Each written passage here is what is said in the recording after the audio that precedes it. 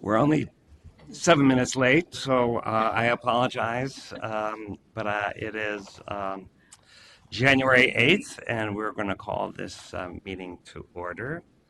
I will say, though this is my first council meeting, I expect you all are seasoned council members, so it's a great honor to be with you. And when you see me being out of line as a chair, you can wink to Liz and she'll kick me. So in many ways we can communicate. But I think we'll have an interesting meeting ahead. We have some good reports, fairly short agenda, but there'll be an opportunity for a conversation. So first, the approval of the agenda. Is there a motion and a second? So moved. Second. Second, thank you, Mr. Turner. All those in favor say aye. Aye. Opposed? Thank you. And also the minutes from the last meeting, December 11th, which you've reviewed ahead of time. Is there a motion for approval or discussion? Corrections? Additions? So moved.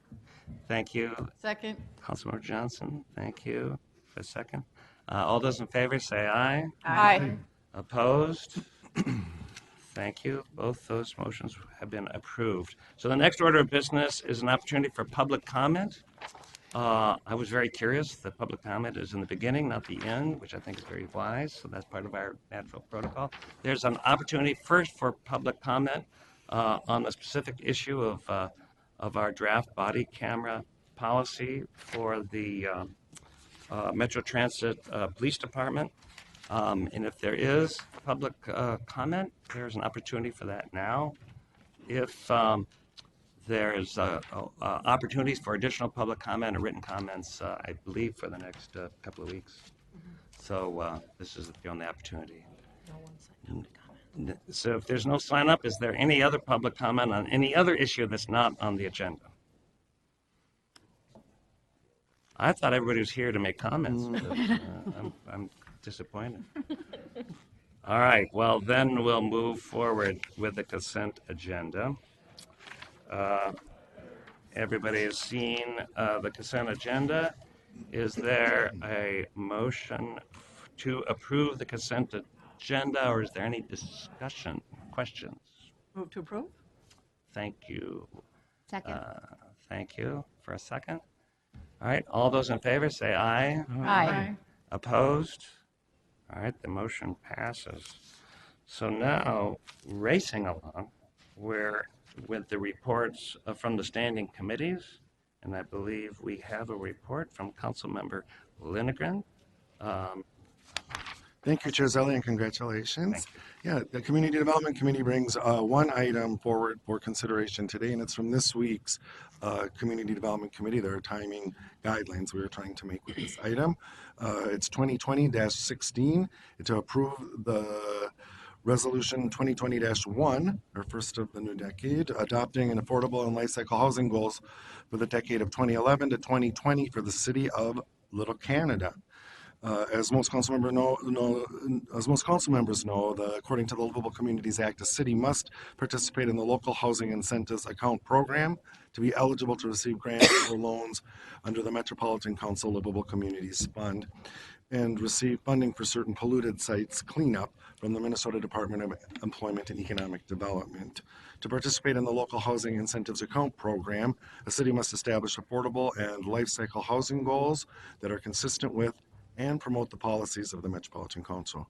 The City of Little Canada has passed a resolution electing to participate in the local housing initiatives account program and establish affordable and life cycle housing unit goals. These goals are consistent with Metropolitan Council policies and are detailed in the attached resolution. The Metropolitan Council's Community Development Committee held the required public hearing at their December 16th, 2019 meeting and held the public record open for 10 days. No comments were received. Mr. Chair, I move that the Metropolitan Council approve the attached resolution 2020-1, adopting the Livable Communities Act local housing incentives account, affordable and life cycle housing goals adopted by the City of Little Canada and to participate in the Livable Communities Act beginning calendar year 2020. Thank you, Member Lindgren. Is there a second to his motion?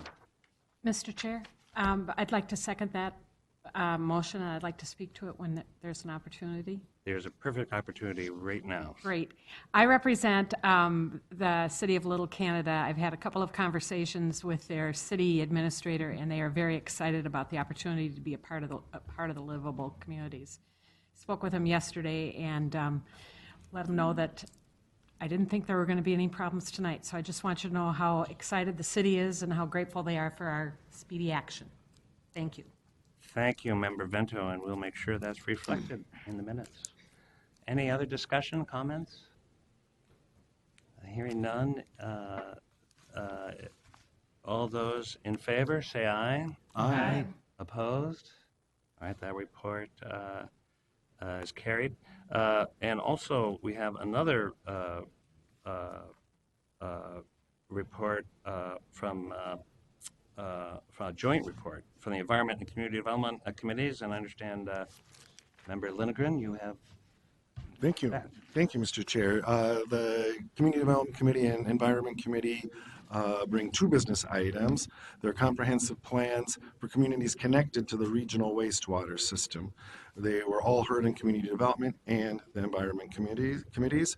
For both communities, council staff found that the 2040 plans conform to regional systems plans, are consistent with council policies, and are compatible with the plans of adjacent and affected jurisdictions. The first of these is business item 2019-310. It's to authorize the 2040 comprehensive plan for the city of Rosemont. Mr. Chair, I move that the Metropolitan Council adopt the attached advisory comments and review record and take the following actions. From the Community Development Committee, authorize the city of Rosemont to place its 2040 comprehensive plan into effect.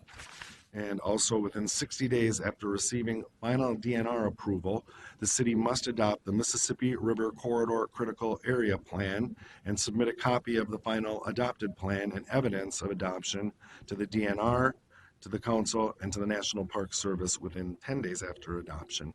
The recommendation from the Environment Committee is to approve the city of Rosemont's comprehensive sewer plan. Thank you very much, Member Lindgren. Is there a second to the motion? Second there, Chair. Thank you. Any discussion, question on that report? No? Then all those in favor say aye. Aye. Opposed?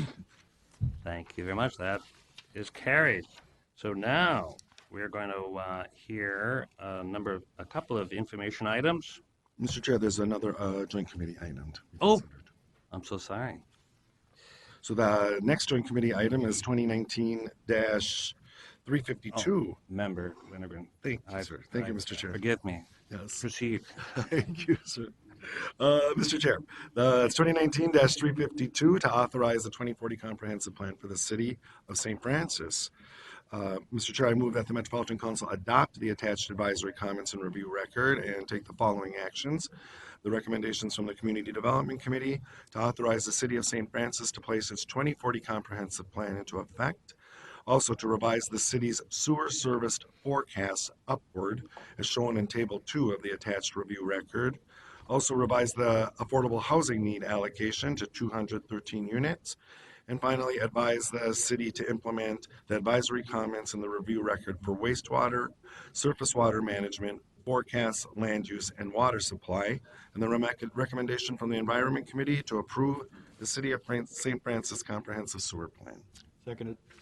Second, thank you. Any discussion, question? All those in favor say aye. Aye. Opposed? All right, that report has passed. And for the record, I am wearing glasses, so there are two items there. Now we are ready for other business. And we're going to hear two items. The first, information about engaging with people experiencing homelessness. And we're going to hear from Terry Smith and staff who are now assembling. So welcome and thank you for joining us. Thank you, Mr. Chair. Squish three of us up here, then you don't have to keep looking both ways. Mr. Chair, thanks for having us and welcome to your first Metropolitan Council meeting. My name is Terry Smith. Good afternoon, the rest of the council members. My name is Terry Smith. I'm the director of the council's Housing and Redevelopment Authority. Happy to be with you here today, and I'm here with my colleagues, Brooke Blakey, the sergeant with the Metro Transit Police Homeless Action Team, and then senior outreach coordinator Ryan Oppenheim Leafheit. Yes, thank you. Sorry, it's a tangle. We're here to tell you about the work that the council is doing engaging with people experiencing homelessness, want to share with you some of the recent actions that we've completed, talk about where we were in 2019, where we're going in 2020, and share some of the exciting work with you. I'm going to start with a few background slides, and then Ryan and Brooke will share the real work that's going on, and then we'll wrap it up with the summary slide. So just as a review, the Metro HRA is a housing authority here at the council. We're created as part of the council in 1974 through the Minnesota legislature, really to administer rent assistance programs for low-income families. The mission of the housing authority is to provide decent, safe, and affordable housing opportunities, to encourage housing choice throughout the region, including areas of high opportunity, to foster family stability, and provide self-sufficiency for people with low wealth. It's through this mission that we administer rent assistance for 7,200 families in the region, providing rent assistance benefits through 10 different programs. And these include programs that specifically provide rent assistance for people experiencing homelessness. And we're going to highlight one of those programs for you here today. The Metro HRA distributes about $60 million each year in rent payments to private landlords throughout the region. This slide here is meant to be a background. I work for the Housing Authority. I don't work for the transit organization, but through our partnership, I've learned of all these statistics and have been working in close partnership with the Homeless Action Team for the last year. The 2019 point in time count was held the night of January 23rd, 2019. This is Minnesota's count of all people experiencing homelessness, and it includes people and individuals that are living in, staying in shelters, that are part of a transitional housing program, and populations and people that are unsheltered, meaning people that are sleeping outside, sleeping in places not meant for human habitation, and that includes the transit system. According to the 2019 count, there were 7,977 people experiencing homelessness on one night in January. That's a lot of people. 1,600 or 21% of those are experiencing unsheltered homelessness, so are sleeping outside, on the trains, other places not meant for human habitation. People of color are disproportionately represented among the people experiencing homelessness. In fact, although that the people of color represent only 16% of the population in Minnesota, they represent 65% of people experiencing homelessness. We learned in the 2019 count that Indigenous people represent are 27 times more likely to experience homelessness, and these are staggering facts. On average, 199 people are using the transit system as shelter on a nightly basis. At times that reaches 350 people. This means that the transit system has become one of the largest homeless shelters in the state of Minnesota. At its peak in the winter of 2018-2019, that number reached 392, which is a staggering amount of people. And as the number of people using the transit system as shelter grew, calls to the Metro Transit Police Department also grew. In 2015, the calls for service were 1,279, and in 2019, that grew to 2,579 calls for service. I want to make clear that the calls for service are for many reasons, and not necessarily people experiencing homelessness creating problems on the trains, but in many cases are the victims of crime as they're sheltering on the train system. A little bit of history lesson, and this is my last slide before I pass it on for the cool information that they will share, but the Metro Transit Police in 2019 and even prior to that knew that arresting their way out of this problem was not going to work, and that we needed to learn how to engage with people experiencing homelessness in a different way. So during the first half of 2018, the Metro Transit Department and the Metro Transit Police engaged with transit and police agencies all over the country to learn about best practices and how other transit agencies are dealing with people sheltering on the transit system. Practices including training transit police as outreach workers, which was a new way of doing business for the criminal justice system, not criminalizing people experiencing homelessness, and Brooke will talk about what that means. But really with the goal of preventing homelessness, but then connecting people to the services that they need for housing stability. So in 2019, or in 2018, the fall of 2018, Metro Transit Police created the Homeless Action Team. Is made up of 2 police sergeants and 4 officers, and that may have expanded. Brooke can confirm. Yes, I think it's expanded. But that are formally trained in street outreach to engage with homeless people in a different way. And as we got into this work, the Metro Transit police officers, their new ways were effective, but there was a gap and a missing piece, and that piece is housing. They didn't have a connection to housing for people experiencing homelessness. So in the fall again of 2018, the Metro Transit Police Homeless Action Team and Metro Transit and the Metro HRA developed a partnership. And together we applied for some federal housing vouchers to provide rent assistance to get families and individuals connected to housing stability. In the fall, again in November of 2018, the Housing Authority, Metro HRA, was awarded 89 federal housing vouchers for this purpose. And I think at that time, I can say, Brooke can say, I think Ryan too, that we knew this was not going to solve the problem, but it was just a piece that was going to help bring us towards solutions. And so we were happy to accept the 89 vouchers, and Ryan will tell you about the success of those, but it was just a beginning of this partnership and this new creative way of doing business to get people linked to housing stability. I'm going to turn it over to Brooke and Ryan next, who are going to kind of share with you some of the real work that's going on this front. Good afternoon. I love talking about the Homeless Action Team. It's one of my passions as we've developed law enforcement being at the table for the first time in a social service capacity and not being the hammer to arrest our way out of a situation. So I love discussing how we are new and innovative, and that's one of the transit ways, is taking something that's a unique problem and figuring out how to manifest a wonderful product. And with that, I was blessed to work with the women from HRA, because I came in and I was like, they told us we couldn't do it, and we're going to do it, and we're going to do it a little differently. And oh, by the way, do you want to come out at 1 a.m.? Because that's when all the people are out, and so that's the best way to come out. And Ryan said, sure. So the first thing we did was we trained all of our officers. We have 4 officers now, a total of 6, again, in how to be outreach workers. We know how to be police officers. We know what that means, but learning to talk to people in a different manner, engaging at them, meeting them where they are, and trying to figure out what need do they need to have met at that time.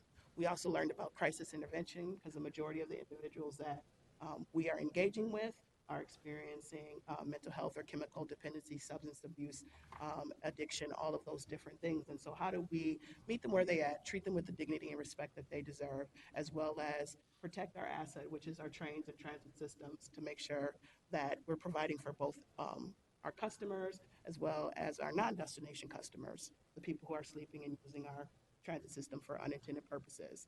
So all of my officers who were not very happy all became outreach workers. I took their guns from them and I said, go out and learn how to talk to people. And there was a little resistance, but they met it head on, and they were all graduated. We all got certifications, and myself, I went along as well, because I would never ask them to do anything that I wouldn't do myself. We went out and we were also trained as homeless system accessors. I'm still working. The last thing that I do before I leave this is we will have access as law enforcement officers to HMIS, which is the Homeless Management Information System, and that's how people get into housing. And we are on the front lines. No matter what it is, people call police first. Happy, good, indifferent. And so if there's somebody who has a housing opportunity, why would they not call us? We see them every day, right? So if you give us access, then we can help facilitate and break down that existing barrier that happens there. We also talked about trauma-informed interviewing. Again, meeting people where they are, addressing their issues, and making sure that we're respecting and meeting them and doing the things that they need and not inflicting more trauma. Because people came and said, the police can't do this. And I'm like, we're going to use that power source that we have. Because at the end of the day, no matter if you've had a bad experience with the police or not, you're still going to call us. So with that being said, how do we recognize that trauma that they have and turn that into a better experience as well and move forward? Building community trust. Again, you guys can turn on the news on any channel and find that there's not that much trust with the police department. And our goal also was to change that image. We're Metro Transit Police Department. We are representing this wonderful, illustrious corporation, and it makes sense to make sure that when they have those interactions, that it's a positive interaction that they're having. So we are really engaging in the 21st century motto of community-oriented policing.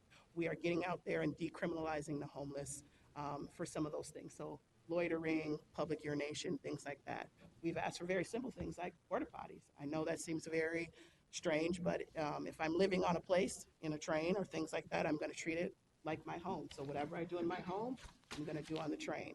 And I know everyone around this table has gotten a call from a constituent who has said, you know, what's going on, what are you doing? And so our job was to come out, talk about community-oriented policing, but also look at that public will and discuss about the individuals that have nowhere else to go, but how it is our problem, how we're going to share this, and it's not transit bringing the problem. We're just generally the receptacle. We're not displacing individuals, we're actually accepting them, and how do we do that with dignity and provide services for them moving forward. One of the things we also did is we decided to work overnight. Most social service agencies that work with the homeless work from 9 to 5. Well, as many people may or may not know, we meld into the everyday thing from 9 to 5. No one's paying attention because everybody's going about their daily work. It's not till at night when it becomes a crisis when where am I going to sleep for the night? Or what am I going to do for the next day? So it made sense for us to operate during the overnight hours to make sure that we are meeting the people where they're at during that time, and the point in time count pointed that out. What we did this year is we added now 2 more officers during the morning to basically have that warm handoff for those individuals that we've been able to shelter overnight, but those that we haven't, to make sure that they're not returning to the trains, because then we have the folks in the morning rush that are like, why are they still here? We've given you money, you're supposed to move them, why are they still here? And what we're finding is that most homeless shelters, they open up and have people leave at 6 o'clock, which is when our morning rush comes, and where they're going to go back to, but to the warm train where they're not receiving any services until services start at 8. So it made very much sense for us to have officers that work in the morning to kind of keep that warm service going forward, as well as working with our other partners such as St. Paul's Coast Team, which is their community outreach and stabilization team, which really focuses on the mental health component, and then the Minneapolis Police Department's homeless team as well. They're a team of 2. And they have a large area. We're a team of 4, and we have quadrupled that amount, but we're working together, and it made sense to have a collaborative partnership, as well as their community navigators. Because in the real time, we need some community individuals that are civilians that can go in other places that necessarily the police are not always welcome. Right, thank you. I'm going to tell you a little bit about how the partnership continued to develop between Metro HRA and the Metro Transit Police Department. As Terry told you, this really accelerated in November of 2018 when Metro HRA was awarded 89 mainstream housing vouchers dedicated to serve persons experiencing homelessness with disabilities riding our transit system. The Metro HRA outreach team committed to serving this population with pre-move counseling, housing search, and post-move housing supports. 2 senior outreach coordinators and 1 contracted outreach worker were dedicated to this effort, and an investment of $50,000 was made towards integration funds to help families and individuals transition into their new home. For a population experiencing unsheltered homelessness, the voucher application process can be more than overwhelming. It can be prescriptively preventative to accessing a much-needed voucher. In 2016, a report from Wilder Research identified that most homeless Minnesotans experience a mental illness, chronic health condition, or chemical dependency, and 32% of that population experience at least 2 co-occurring disorders. These conditions, combined with the additional challenge of being unsheltered homeless, required Metro Transit and Metro HRA to identify policies and processes within our system that traditionally prevented this population from succeeding.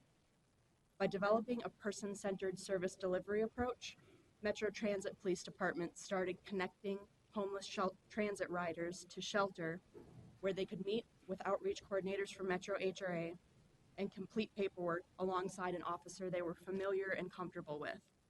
Metro HRA additionally created drop-in hours here at our office to allow clients no appointment necessary, low barrier access to a dedicated outreach coordinator that would be assisting them through their housing process. Thanks to these efforts, Metro Transit PD completed over 5,000 unduplicated referrals to shelter in 2019, and Metro HRA conducted outreach to 216 individuals, 157 of whom completed program intake. While meeting with clients on transit, in shelter, and at drop-in, outreach coordinators began the pre-move counseling process. During this time, outreach coordinators and clients worked to identify, mitigate, and remove barriers to accessing housing. Clients experiencing homelessness may have difficulty securing housing due to poor credit, negative rental history, or challenging criminal records. Mitigating these barriers can entail paying past due utility bills, negotiating a neutral rental reference from a past landlord, expunging evictions, or securing support letters from probation or parole officers. Once we believe the groundwork has been laid to make an application approval probable, we begin searching for housing. Metro HRA has a standing outreach team that is committed to landlord recruitment, allowing the HAT team to access a pool of ready and willing landlords who have available and appropriate units for our clients. The outreach team will assist with showings, transportation, help filling out applications, as well as application and security deposit fee assistance that averages $504 per client. Thanks to these efforts, Metro HRA assisted with the completion of 120 housing applications for 94 clients, providing a 78% application approval rate for this very hard to house population.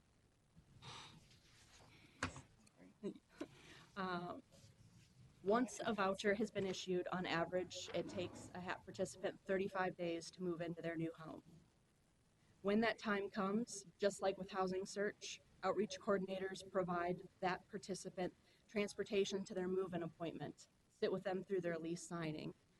One dedicated outreach worker will conduct the participant's housing quality standard inspection and execute all Metro HRA paperwork to help expedite the process. After a family moves into housing, we're committed to continuing with post-move services. Within the first 90 days, families are often referred for furniture. Outreach coordinators will plan food shelf visits and assist with school registration. We've committed to case management with all of our clients for at least 1 year. Continuing with a person-centered approach, we'll meet clients at least once a month or more if it's needed. All of this work allowed us to utilize all 89 vouchers, providing safe, decent, and affordable housing to 101 adults, 65 children who are no longer sleeping in places not meant for human habitation. We're going to share with you a few stories.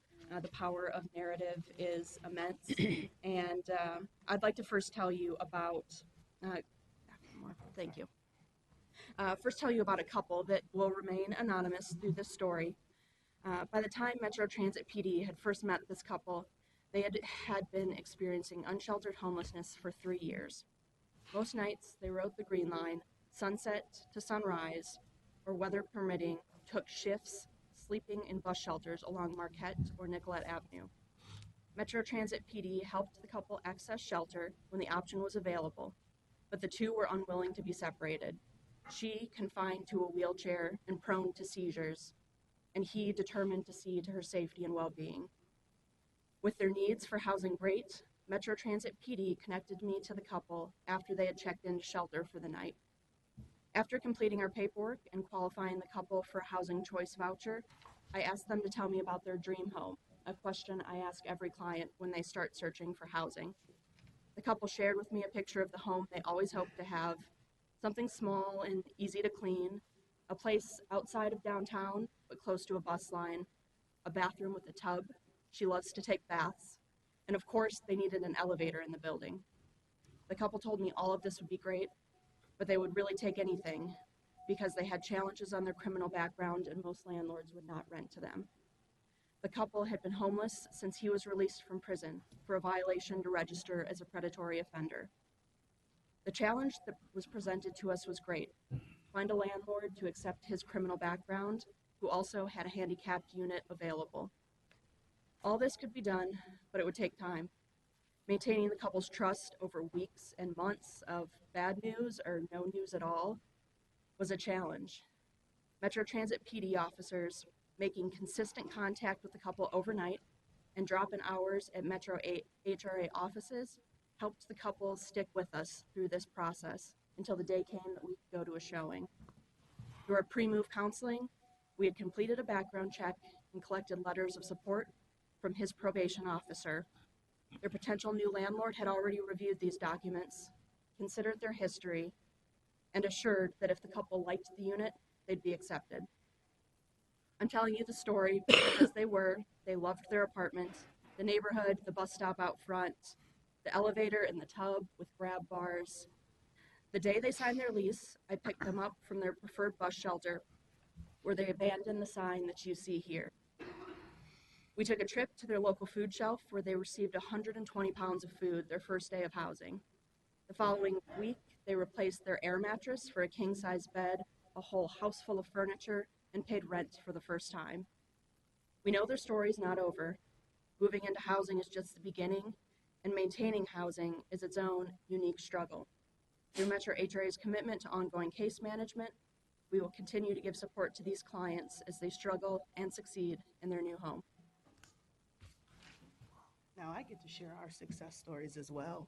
And these are rarely unique success stories because they discuss individuals and they both let us, we can share their names and their photos.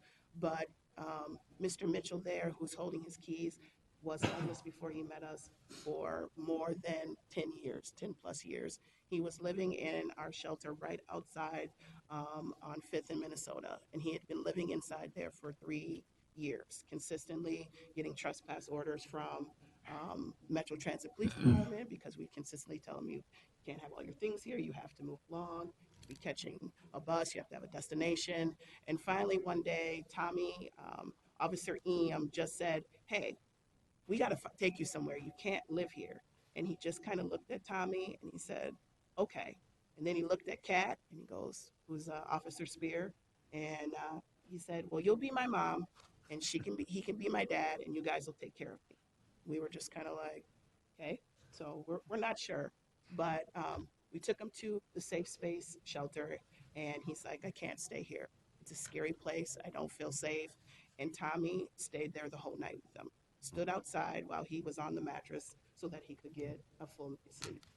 After that, he said, we'll come back tomorrow. And we did this for weeks at hand until he finally felt comfortable doing things with us. We were finally able to get him in to pay for stay at Higher Ground where he's still there. And so we keep that connection because as we talk about the individuals that we serve, it's not that easy. He would have said that was a great success story. He was there for about 5 months when Kat happened to be doing another patrol and found him sleeping behind the athletic center. And we were like, why are you here? You have a place. And he's like, I'm scared. And so he had an incident and he didn't have the correct tools to continue staying where he was. He'd been paying his rent, but he had this room, he had this housing component, but still had that fear level. So we were able to get him back into his housing, get him restabilized, find him a new caseworker, and we still to this day continue to check on them. As we know, statistics say if someone stays in housing for more than 6 months, they're more likely to continue to stay in housing. The second picture is Miss Dynasty and her 5 children that we found sleeping on the Green Line. And you say, how can somebody ignore that? Dynasty was very sophisticated and looking like she was going somewhere. So no one really questioned that, but we had wonderful train and bus operators who called us and said, you know, I've seen her several times and I don't think she's really going anywhere. And we're really concerned. We made contact with her and what a motivated woman. She was like, all righty. She pulled out all of her documents that she had held close to her, which is a very rare thing to have. So birth certificates, social security cards, medical history, all of the things that are required to get housing. And with that, she showed up at every appointment with all 5 children in tow. At every appointment she came, and we were able to quickly, within a month, to get her off of the train into a nice side-by-side duplex. And we were able to provide the kids with bikes from Minneapolis Bike Cops as part of our community collaborative. And she recently participated in our first Metro Transit Shop with a Cop with all 5 of those lovely children, making Target rethink if they want to have us do Shop with Cops again. But it was still a great experience. She said, welcome back. And the last picture is something that we're very, very proud of here, is our mobile assessment vehicle that we debuted on National Night Out. And what the mobile assessment vehicle, also known as the MAV, and if you were here in the very beginning, it was the Gus bus, because it was a decommissioned Metro Mobility bus that we were gifted and said, go forth and do things with it. We were able to retrofit it and work with Healthcare for Homeless and provide a space where we can do housing assessments, give out survival gear, show up and meet people where they're at, out of those shelters, transport them to our safe space dedicated beds and start that process. As you can see, we had Governor Walz on there, and he was very excited about that. We're really working on securing identification, working with the Department of Public Safety to take that next step in getting people driver's license, Minnesota state IDs, so they can start the process of becoming successful individuals and becoming our destination riders. And that's really the biggest thing, is that all of these individuals that are utilizing our system, they're our customers. And what we want to do as part of this process is then turn them into destination riders, is that they are using our system to get to their homes. And that's really what we hope to accomplish with HAD and our continued partnership with HRA. So, one more slide. I'm going to wrap this up, but I think the important part of this whole story is that work like this does not happen when you're doing things a status quo, or you're doing things like you've always had them. I mean, this partnership took extreme steps outside of the box. It took creative thinking. It took new ways of doing things. It took engaging people to find out what works for them. And that's why this was successful. It was a new initiative. We had the support of all of you as council members. We had support of the council leadership, and this would not have happened without that.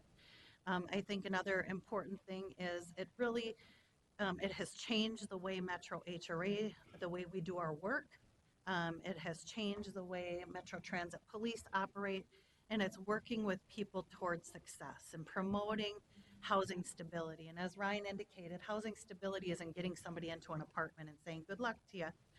The more difficult part is keeping people housed. And so providing people with the connections and the supports that they need to remain housed becomes the more important part of the scenario. And our goal, we know we're not a social service agency. The Metro HRA, we provide rent assistance, and we're not social service providers, nor can we be social service providers. But what we can do is provide these light touch services that our outreach team is providing, and then along the way get people connected to mainstream resources, whatever those might be for each individual family. And I really want to commend Brooke and Ryan as outreach workers and as a homeless action team, but I also want to introduce Renee and Tasha and Tammy, who are also part of the HRA outreach team. They worked so hard to get these vouchers in place that we thought a year ago, there's no way this is going to happen, and we did it, and it's really cool. And they're still housed. And they're still housed. All of them? We haven't, all of them. One, we lost one. One. But this is a national example too, I think, is an important part of the story, not only from a transit perspective and a transit police perspective, but from a housing authority perspective. So these partnerships work. And the HRE was just awarded 67 additional mainstream vouchers just in November. And we're dedicating some of those again to the HAT team, Homeless Action Team, to continue connecting people to housing stability, but then also have a partnership with Anoka and Carver County to connect people with housing stability in those counties. We also, I think collaboration is a big part of this story, which is why I have the Drake Fire as a bullet point on here, is that our job, my job as a director of the housing authorities, to collaborate with other agencies to serve people. Whether those people are in Minneapolis, in the suburbs, which is where the HRA Housing Authority operates, it doesn't matter. Boundaries mean nothing to people when they're sleeping outside. And so we need to create partnerships with these other agencies to make sure people get connected to housing stability. And I'm certain that you all know the Drake fire, very devastating in Minneapolis. 200 people were displaced as a result of that fire. So we're working closely with our colleagues, both the Metro HRA and the HAT team with the City of Minneapolis, the Housing Authority. And if there's a role that we can play in providing housing assistance to some of these families through the vouchers that we are awarded, we will do that. I just, want to just say this is a unique partnership. I'm proud to be part of it, and I thank you for your continued support that helps us provide these important services. And we'll answer questions. Any questions, Member Cummings? Thank you, Chair. I just wanted to point out too, so last week I rode on the Blue Line in the cab and had an opportunity to talk with one of the rail operators as well. And I think that their role in this as partners needs to be acknowledged as well. That the HAT team is fabulous. Transit Police is terrific.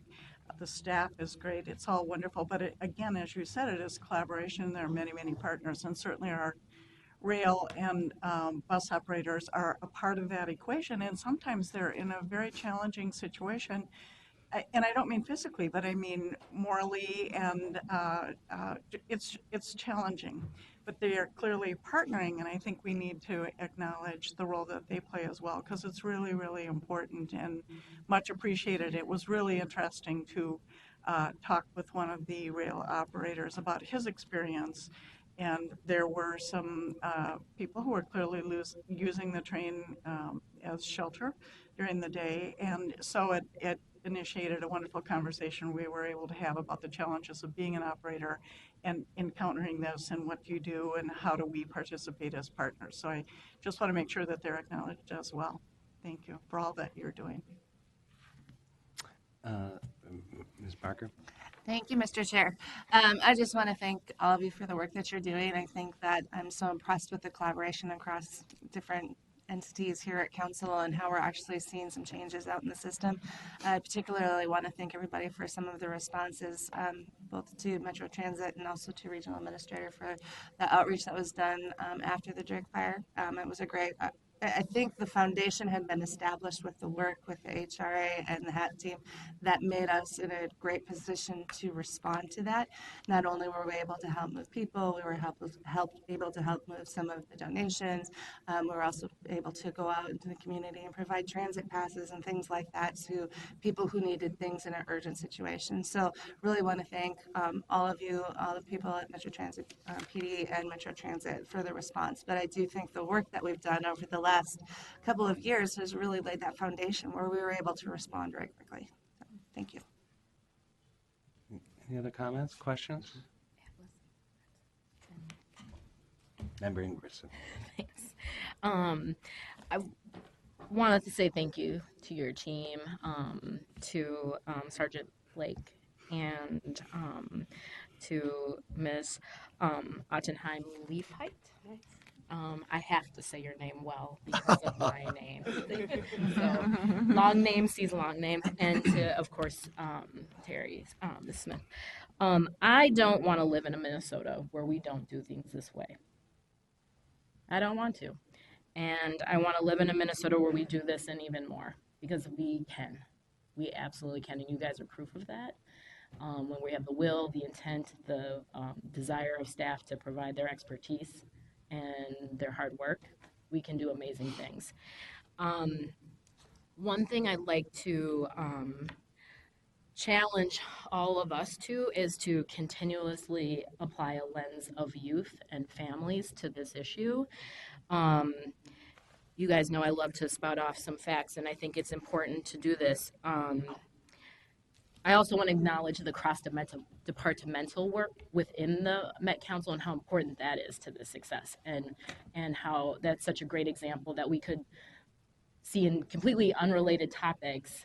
That collaboration, I think, is wonderful and to be commended. That's not always easy inside an organization, so I want to recognize that.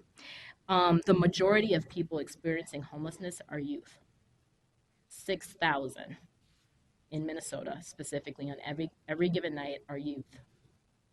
That's the vast majority of that number that we're looking at. Our system relies on separation of fathers and partners in order to stay in supportive housing for homelessness. I don't know that people know that. The story I have and received as a part of some of our experiences was when we closed the Green Line, there was a family who was at a Culver's on University. And 5 officers and Joe Nathan, some of ours, and others tried to get them into some supportive housing and couldn't. So they ended up putting together their personal cash to get them in a hotel.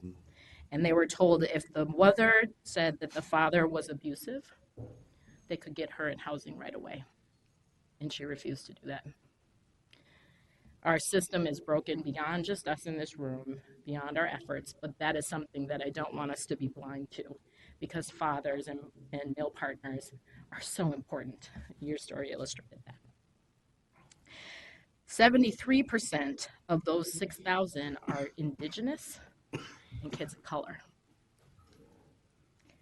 29% of those youth are 18 to 24. And they can't be, and often don't get rented to, because they don't have a credit history, they don't have a credit, they don't have anything. So there's structurally something that prevents them from getting a space. And I wonder if that's an opportunity where maybe we can do something differently and have an impact on them. 44% of those are waiting for Section 8 or aren't able to get on the waiting list because it's closed during periods of time. So I just want us to challenge ourselves to, when we're doing the work that we do across our departments, to think about and look at the data that helps us inform what is the experience for people under 18 and what's the experience for people 18 to 24, because these are populations we often don't see. I also want to extend an invitation for my day hat, to help build stronger philanthropic public partnerships around this work. We're at Youth Partners and many other foundations involved, especially on youth homelessness, but in particular around the Drake opportunity, wanting to get engaged and supportive. And beyond that, I got a number of calls related to youth shelters experiencing challenges because of the train changes. So I think we just need to reach out to them and think of that. I'd love to hear more about if there are other barriers like the ones I mentioned that you've learned about that we could know about and apply our various resources to bear on them.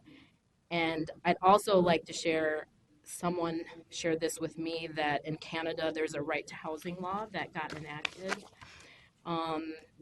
And some of the cost benefit analysis, either we save half or 3/4 of what we spend on homelessness by providing housing.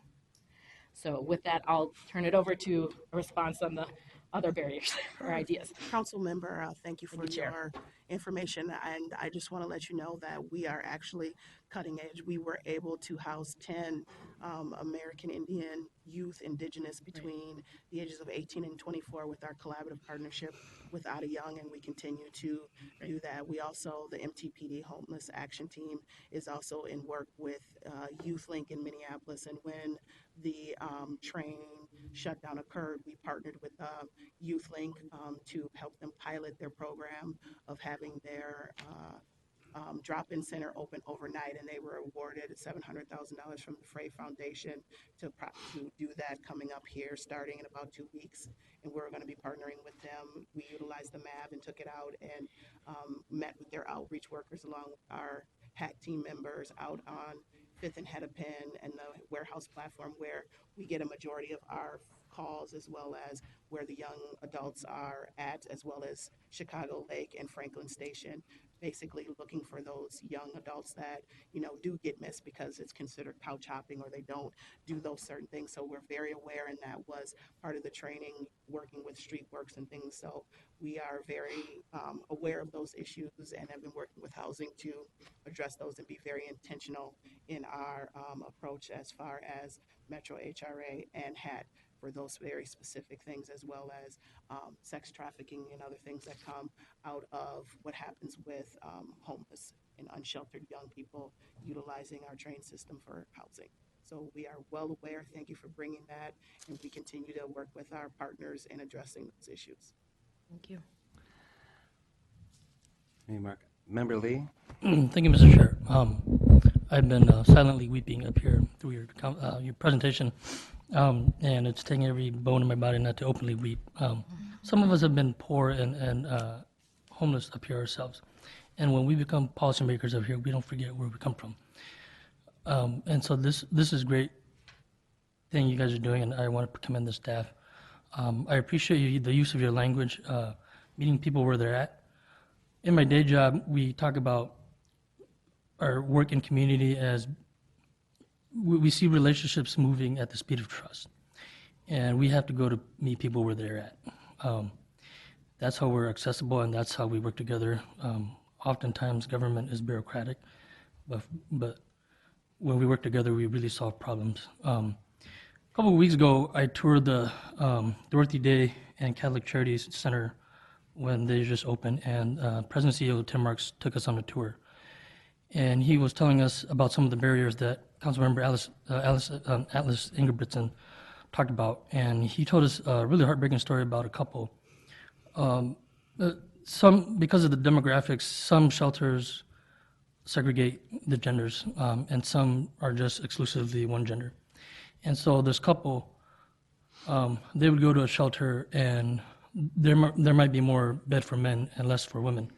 And if she gets turned away that night, he tells her, if you can't find shelter, then fake a stomach ache, go to the ER, you'll be in a safe place for the night. And that story broke my heart. And I was at the St. Paul College Foundation Gala, and the president told me that close to half of their students are homeless.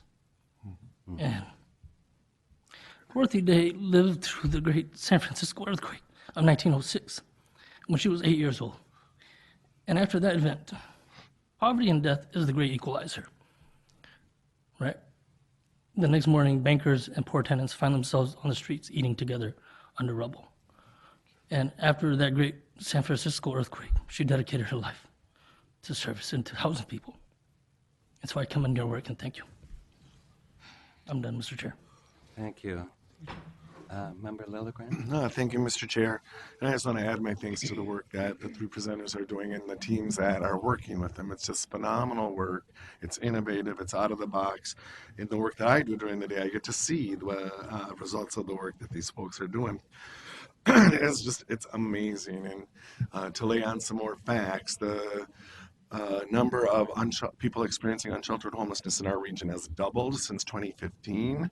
It's an accelerating trend line. We're at a point now in this region that unless there's successful and sustainable intervention, that line is likely to accelerate so quickly it'll go almost vertical, and we'll get to a point where there's really nothing we can do to address it. So these kinds of activities and interventions are critical. And my involvement, this was never an issue that I thought I would be greatly involved in, but with the appearance of the Franklin Hiawatha encampment in 2018, which was literally, excuse me, Councilmember Lee kind of got me going, which was literally outside my office and really right in the Native community. And since then, I've just had profound experiences and sort of attitude changes, and my involvement is constant now in this issue. And I'm very fortunate to see out in the community the HAT team, the mobile assessment vehicle, and one of the things that I just marveled at, and I know my colleagues here have heard me say this a number of times, but how because of the high visibility of the Franklin Hiawatha encampment, or the Wall of Forgotten Natives as we call it in the community, there was a broad and systemic shift in the approach to unsheltered homelessness. And really a comprehensive approach where all of the stakeholders came together to try to do better. And through the Minnesota Interagency Council on Homelessness, there's been a very strong effort to try to regionalize the response to unsheltered homelessness. And it's not something anyone does. And Terry said it really well. You know, we're not a social service agency. And when my involvement because of the Franklin Hiawatha encampment started, I was a community person. I have a number of roles out in the community. I chair the Metropolitan Urban Indian Directors. And then since then, I have become a Met Council member. And so this role in regionalizing this response has been really personal and professional to me. But what was really frustrating at the community level as we were trying to deal with response was to hear people say, we don't do that, and really trying to divvy up the roles.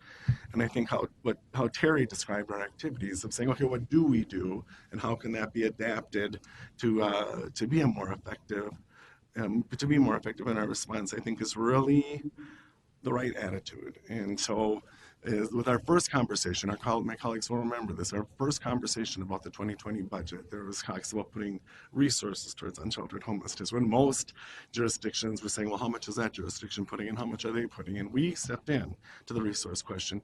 We had a little bit of advanced work on the regionalization due to putting directed efforts into those who are sheltering on the light rail trains, and then the camp really added energy to that and interest. And so we stepped in with changes in programming, redirecting other resources with the mobile assessment vehicle.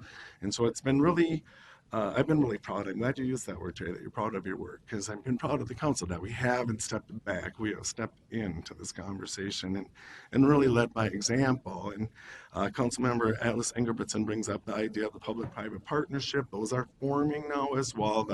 In response to the Waltz Flanagan administration call for action to bring more people inside, the creation of the Minnesota Homeless Fund, which will be getting money out imminently into solutions. And one thing, and Sergeant Blakely, you've really hit on this a lot, but the idea that it's people-centered, community-based, the broad acceptance that people who are experiencing unsheltered homelessness know what they need.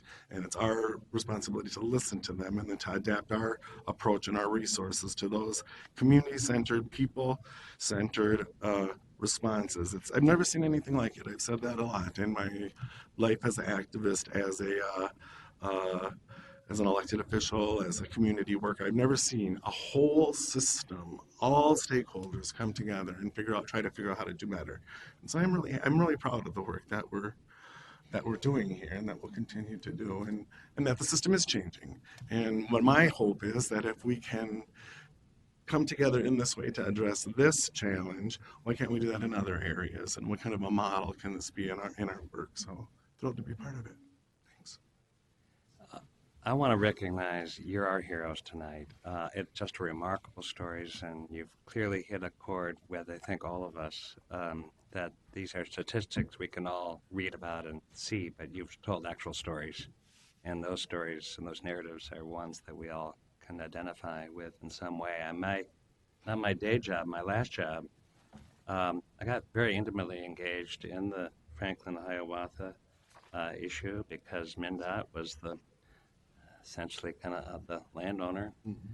But I think we shifted even in MnDOT because I had a map of the entire metro area of the 150 encampments, not just the most visible one, but that it's so often in our midst. Mm-hmm.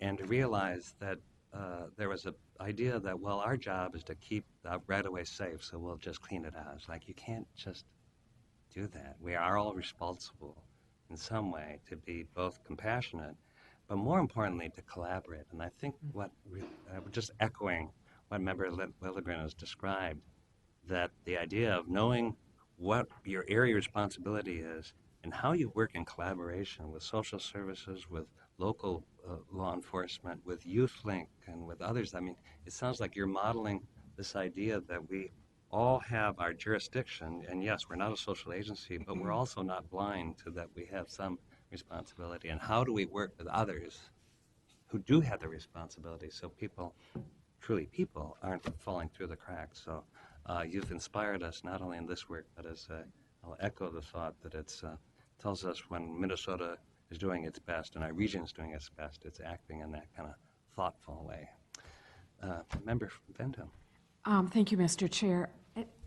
I would like to suggest that it might be a great idea to arrange a meeting with the members of the Minnesota congressional delegation and/or their staffs here in the state to share this information. I just think it's crucial that they know about this and they understand the role that that HUD and HUD's support with the 89 vouchers plays, and the fact that 89 vouchers isn't enough.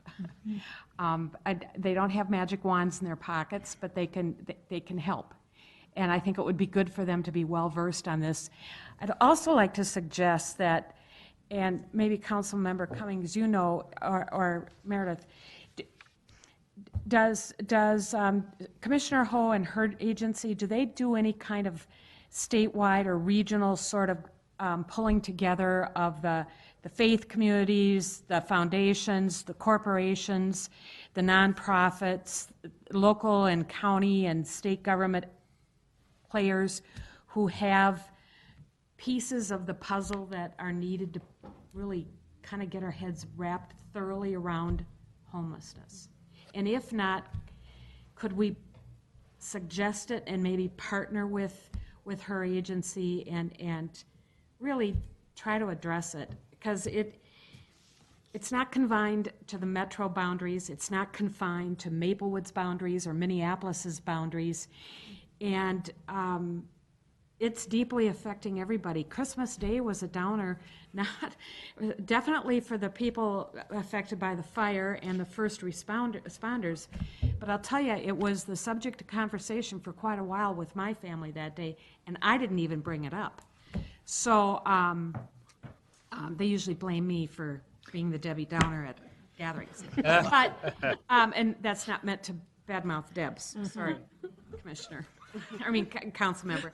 But I just think that to the extent that we can help pull all of the partnerships together, it would be really helpful. I think sharing best practices, sharing just what we've learned, all of that would be really helpful. And there is the state interstate Oh, sure. interagency partnership on homelessness, and Terry is a member, and Robert and me, and it does bring all of those factions together. And then there have been subcommittees made because it makes them more nimble then to be able to address some of the things. But it's critically important that all of those partners are involved, philanthropy and business and social service and legislative and housing, and all of them come together on a regular basis and then also work separately. Maybe you want to add to that, Ms. Smith? Mr. Chair, if I may. Yes. Council members, I think, something Kathy Tenbrook has said. She's the director of the Office of Prevention and Homelessness in Minnesota, Assistant Commissioner at Minnesota Housing, who convenes this group that Robert was talking about and that Councilmember Cummings is referencing. But what's unique in that, she's been working in this homeless realm for many, many, many years. And like Robert said, this kind of collaboration and getting all these important people in the room at one time is unprecedented, and it's a good time to take advantage of that, and that's when you can make real progress. And I've heard her say that time and time again in meetings, so I think that's an important thing to point out. To your point, Councilmember Vento, we can each play our piece, but if we can play them together, then we can move this problem a whole lot. I think that ending veterans homelessness is a good example of that. We're so very close in our state to ending veteran homelessness. If we can end it for veterans, we can end it for other populations, and this is how we do it. We had one comment from member Alex. Chair, I was right with Councilmember Vento and wondering with maybe a little bit of a tweak. I'm thinking about something that I feel like has been a tenor of this council and our conversations is about really having a regional view on all of the things we do and really thinking about that. And it is not just a metro area issue; it's a statewide issue, and oftentimes Greater Minnesota is invisible on this. So I don't want to imply that, but I wonder about the opportunity too of just having policy makers come together. to learn about what's happening interagency, so we can really be supportive of the work of staff, and also build accountability.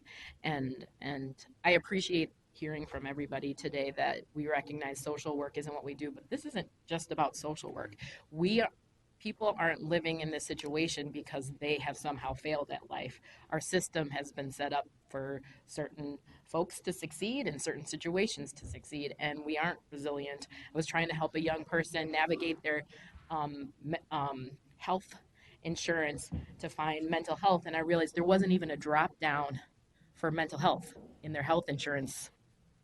So there's systematic ways that we make things really difficult for people to be successful. So that maybe is a little tweak. I'm wondering, is it hosting and really owning the benefits of being a regional body, is supporting our local small communities that might be facing these things and don't have the resources. And maybe it's both an aspirational conversation and opportunity to share practices and ideate with each other. We may be interested in hearing from Kathy Tenbrook just to hear, so we have a greater understanding of this larger puzzle as we suggested. Maybe find some time to hear that. I know Member Johnson, did you have a? Thank you, Mr. Chair. First of all, thank you. One thing that I've learned in my almost a year here at Met Council is the depth of work that takes place, but the humility by which you execute on the work. You're really in the service mode, taking care, and I just don't think throughout this region people really understand how you are meeting people where they're at and what we're trying to accomplish.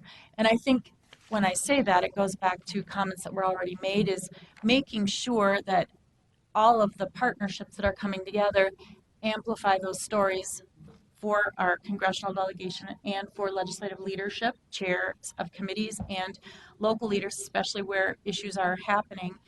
And then in my day job at Prosperity's Front Door, we are an outcome of Minnesota's Housing Task Force. Now, homelessness is important, and it's a spectrum of housing, right? So I won't get into the whole thing tonight, but we are short housing at every level, and it is the underpinning of everything that matters to a human being. And one of the goals in my work, in my day job, is to help bring along the private sector in this too. There's a lot of government work on this, but the private sector, especially through the governor's recent leadership around homelessness, is getting them to understand that there is a moment in time before Minnesota really experiences this crisis like others are around the country, where we can, to Councilmember Lilligren's point, get ahead of this before it spikes. And so however we in our role can partner as we are, but also elevate this to partners who maybe aren't at the table yet. And so in my day job, I'm working with the chambers, and, Itasca is looking at this, and of course, Greater MSP. And I say all the time, this is a moral imperative, but also it's an economic imperative. And it really foretells, I think, internally as people, human beings, one-to-one, but externally, what do we want the state to be as we try to solve the world's greatest challenges, and we can start with our own. So I just bring whatever I can to the table in this too, and hope that we can somehow elevate this work so people feel it in their heart like we are tonight. Because when you get to people at that level, you'll bring in the new partnerships you need, and I'm trying to do whatever I can do. So I'm just very grateful. I'm just so grateful for everything you're doing, and it's great to be part of this team. Thank you. And thank you all for the passion and the interest. And I don't know, I'll speak for myself. For a first meeting, this is really interesting at many levels. And it's great to see the passion and the interest and the actual results of your great work. So I know, to follow up on Member Johnson, one of Greater MSP's and the Itasca Project's initiative is looking at housing with a very broad lens, and we are facing a crisis, and we in this council own a piece of that. So we'll certainly want to have a chance, at least from my point of view, to get more informed and thoughtful about how we can play that role. Any other questions, thoughts? Yes. Member. Thank you, Mr. Chair. I know Councilmember Vento has suggested, and perhaps others have too, that there might be an opportunity for whoever can to ride the rails and see firsthand. So if that can be arranged, especially, I think Sergeant Blakey, you said that earlier, especially during the winter weather when we can really experience firsthand, I would really be interested in that. So if we can get something like that set up, that would be wonderful. Sure, anytime. Thank you. Any other thoughts? Well, then, thank you so much. I really appreciate your time, and we will, as they say, in touch.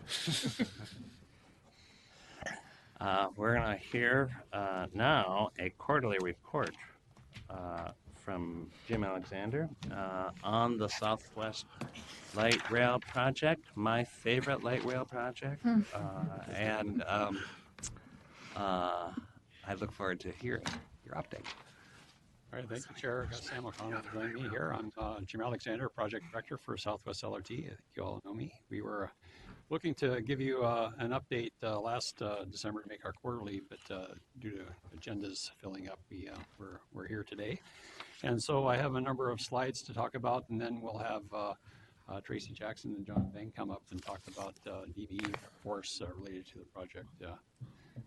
So just to get started, we'll just do our project update that I've been giving you over the past quarters here, and talk about where we are with 2019. We really got started on getting construction, so we are really becoming real out there, if you will. This is our schedule that's kind of fairly high level. A lot of acronyms up there. I did put the labels down below. So the record decision, the administrative, the amended record decision, and this LONPs. Recall the LONP, letter of no prejudice. That's essentially a vehicle that the FTA uses to allow us to spend monies during construction, and they would be eligible, those monies to be eligible for that cost share once we get the FFGA. And I wanted to talk about that a little bit here. We're in 2020 now, and we are looking at that full funding grant agreement. In fact, I just had some conversations with FTA staff today, and things are in the works on that full funding grant agreement. They're still looking at the documentation we provided in August to them, and providing responses to comments they've had, and we're anticipating getting some paperwork on the FFGA soon. In terms of the roadmap, we are hopeful that we'll get that FFGA toward the end of this quarter. We'll have to see how things go. A lot of things happening in Washington, D.C., as you've probably been hearing. So, but that's where we're currently sitting right now. So we continue to meet with FTA on a monthly basis at least to talk about the project and the FFGA status. The other piece, we will have an update on light rail vehicles. Those are moving along. We got 2 vehicles nearly all assembled, so I'll show you some photos of that. And then fare collection is still out a bit. We're going to leverage off of some other projects with our Orange Line and to get the fare collection for this project. And then integration testing is a common thing that we have to do. Once we get all the pieces put together, we do a lot of testing with our operations folks to make sure that it works in a safe environment. And then, of course, revenue service in 2023. So major milestones, there's really a lot of things I could put on this slide, but just to kind of sum it up from a kind of more of the administrative pieces, we issued a couple of limited notice proceeds to the civil contractor, London McCrossan joint venture, to keep them rolling, and those are tied with those LONPs that we've been getting from the feds. And we also submitted the FFGA docs as I indicated in August. We received letter no prejudice number 2 from FTA to keep civil and the systems contract. To talk about that a little bit in a couple of slides. We awarded that contract earlier in the fall, and then issued another LNTP for the civil. And then we had the Franklin O&M contract. We issued the invitation for bids. We're anticipating getting bids on that contract here later this month. And we awarded, and actually the contract for SCADA. That's really the vehicle that provides the communication with all the stuff the system's going to be putting in. Make sure that rail operators and operations can see what's going on out along the line. And so that contract will be getting a limited notice proceed here shortly. On the real estate front, I think these are pretty close to numbers I reported to you last time in terms of the total parcels, 191. And this is a sum of either full acquisitions or temporary easements or just partial takes that we needed for the project that were identified during the environmental review process. We also have some public parcels. Those are all done, and so those with the local jurisdictions and the cities and the county. And then private parcels, 149 there. We have essentially 61 of those. It's all complete. We have full acquisition, and the rest remain. We have the title of possession, so we can give the contractor the room to work on those areas. But we're still finalizing, going through settlements. Some are going through commissioners hearings through the condemnation process. But things are moving along really well, and there really aren't any big issues with real estate at this juncture. The other side of this is there are relocations. We had a high number, 177, reported to you in the past. So those are all essentially done now, but there's some administrative pieces. We have 149 that are completely done. There's 5 displacees that have not necessarily concurred with our final determination, and there is a process that goes through administrative law judge to determine if we're missing something. Just so you're aware, we follow state and federal law, and we have advisors from MnDOT. We have advisors and consultants to guide us on this relocation process. So we feel pretty solid with our process that we have in place.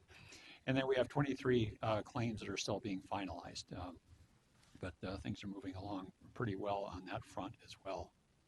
I might just pause there before I get into pictures if there's any questions on what I've covered so far. Any questions so far?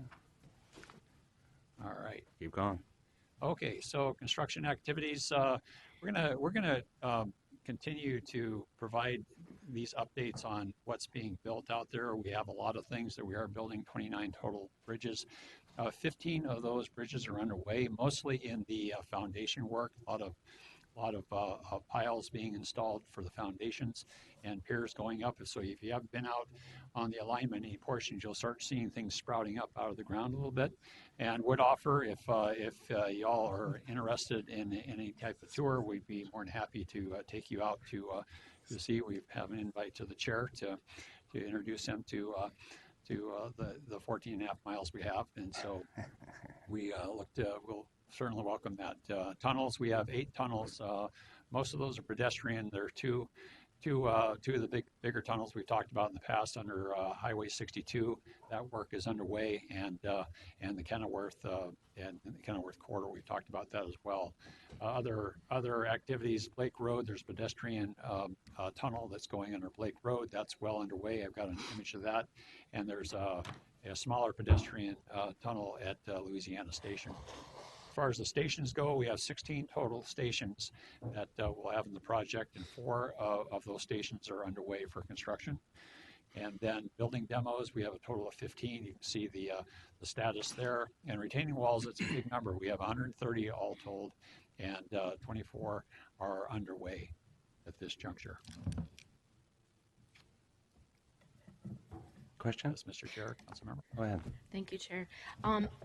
This fall, as a part of the Metropolitan Parks and Open Space Commission work of the council, we've done a number of tours, and one of the things we came across over and over again, because of climate change and the large amount of water we've been experiencing, is more and more pedestrian tunnels that are not usable because the water levels are higher than people had planned for, like way, like you just wouldn't have ever planned for them to be at the levels they are in a number of locations. So I'm just kind of curious, is that a part of the planning for these pedestrian tunnels, to really kind of be mindful that we're experiencing wetter and wetter years here, and the ability to manage that, because it was very unfortunate. Some of them were fairly new pedestrian tunnels, and just completely unusable due to completely unforeseen water. Sure, Mr. Chair, Councilmember, that is certainly a factor we take a look at. In fact, during the design phase, we really had to kind of say know in some cases because the water was too high to really make it feasible to do that. And so it's something we did study in depth. And I can tell you at the Kenilworth, we actually have years and years of groundwater data that we've collected since we were in that preliminary stage for quite a bit longer than we anticipated. We have a lot of data to tell us, and it fluctuates. We see about 6 feet of differential between where it was really dry versus where it's been wet. It has been quite a bit wet this past year. It's a very high moisture year, and down the Opus area, for example, the groundwater is up, but we still have designs that would look to accommodate that. So I think we're okay. But one place where we really hopefully don't have to worry about it right now is the 62 tunnel. That groundwater level is quite down below the tunnel surface at that location. But we do have groundwater just about everywhere. Thank you. All right. Okay, so I get to show off some images here. I did a little tour myself over the weekend and got here a little late out to Southwest Transit, but this is the temporary waiting facility that is being built. And you'll see kind of in the shadows off to the right is where Southwest Transit formerly occupied. That was where their office was located, and they have a passenger waiting area in that first level. And so part of our agreement with Southwest Transit is we will, before we demo that building to accommodate the station platform and the park and ride facility we'll be putting in, we need to build a temporary facility. And so this is that facility. We look to have this occupied later this month, and so we'll start demoing the existing building. But this is starting to take shape. We actually took advantage of about the last day they're placing asphalt to lay some ground so we can handle the bus traffic through here, because bus traffic will continue during construction. And I would just say that things are going well down Southwest Transit. I think it's fair to say that I think Len Semich would say that things are being coordinated down there pretty well. We've really tried to make an effort because they're running buses down there, and we have such a tight area with the construction that we've been really trying to be mindful of their operations.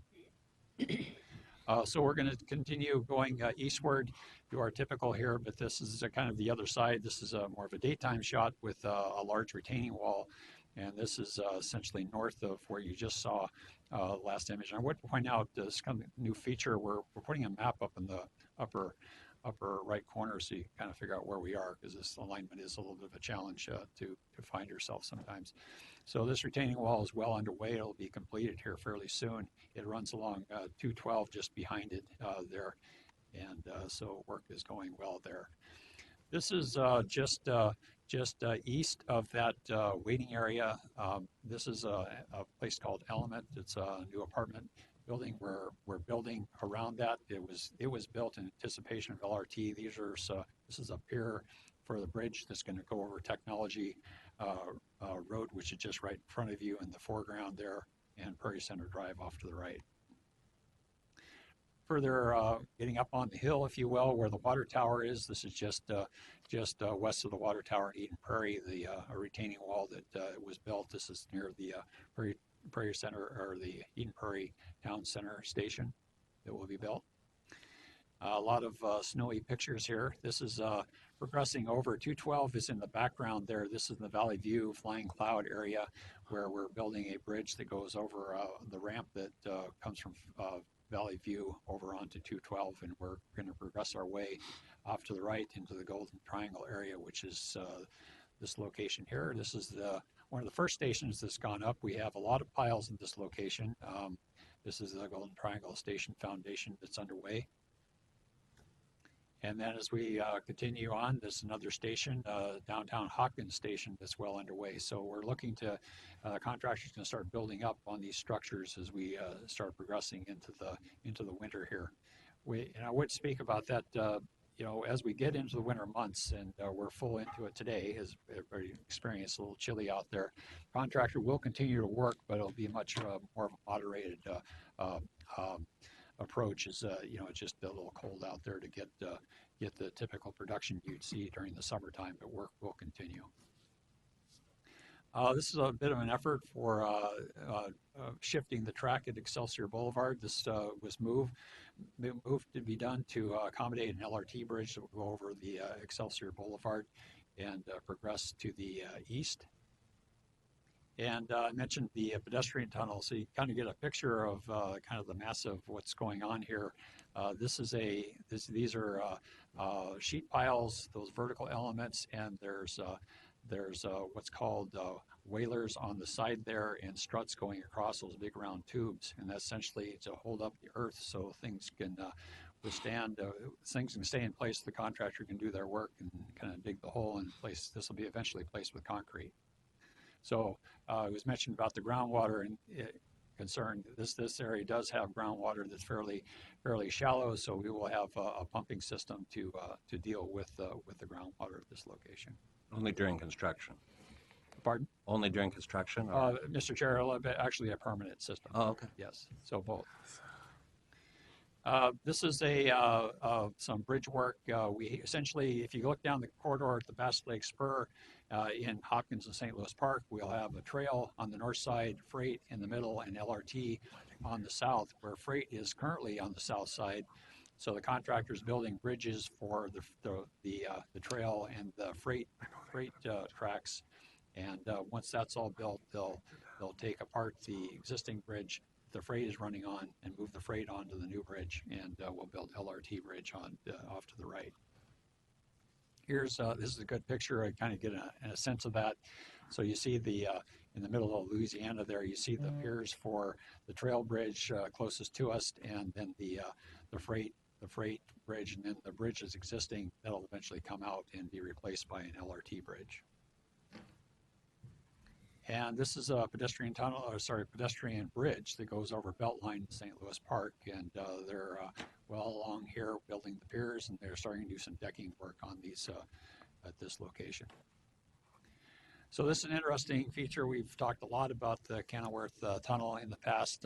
This is what's called a press-in piler. We had spec'd this some time ago in the project, and essentially, if you have the right soil conditions, you can use this device to essentially hydraulically press the sheets in rather than using vibratory means. And we needed to do this because we're going very close by some structures, and we needed to have a very minimal vibration through this part.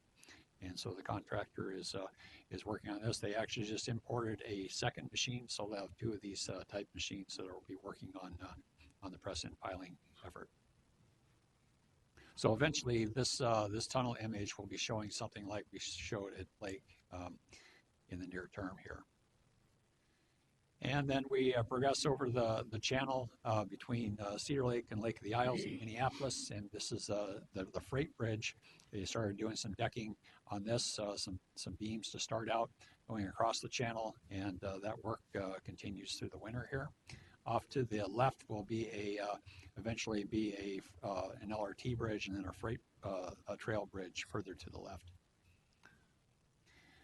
This is kind of want to include this. This is over by Glenwood to kind of show you just the complexity of things that are going on in this project that need to be dealt with. We have a very tight corridor in what's called the Wayzata Sub, owned by BNSF, and we need to have centrally move their duct bank. And so what essentially this is, it's a big duct that's concrete, built some time ago. It needs to essentially be scooted over, if you will.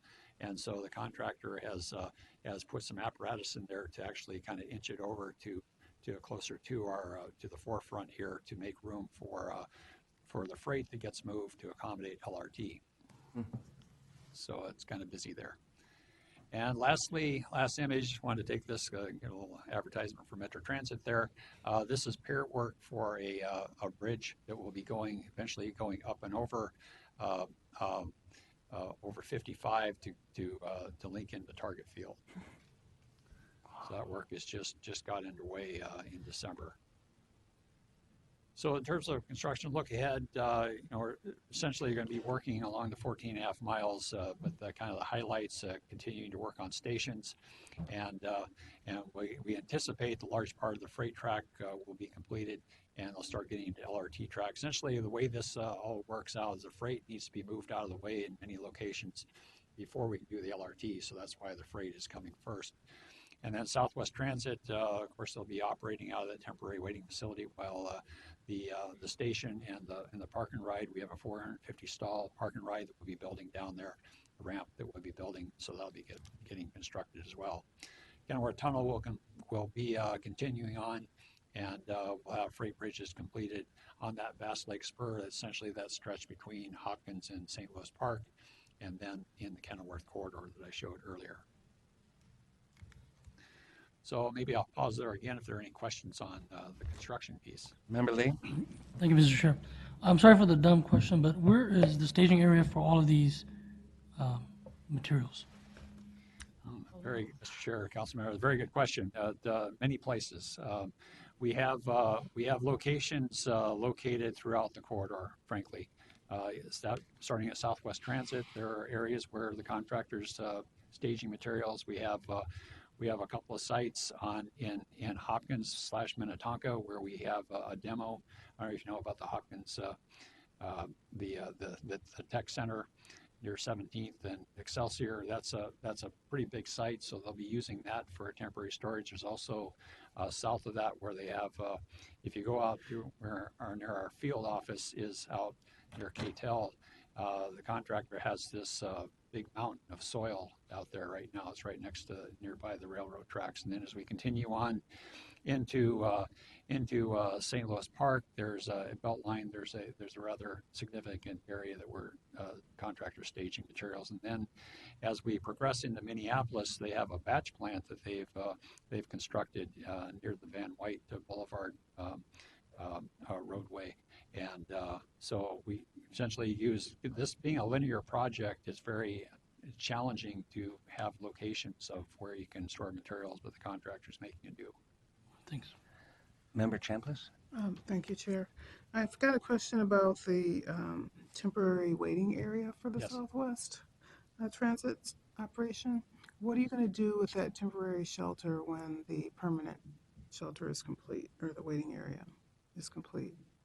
Well, that's a very good question, Chair, Councilmember. I don't know if I can really speak to the materials of what is planned for that. I couldn't talk to that, but it is going to be temporary because this will end up being occupied by other things eventually, and we'll have an area where folks will be driving into the ramp, and then also accessing for people staging to pick up and drop off passengers.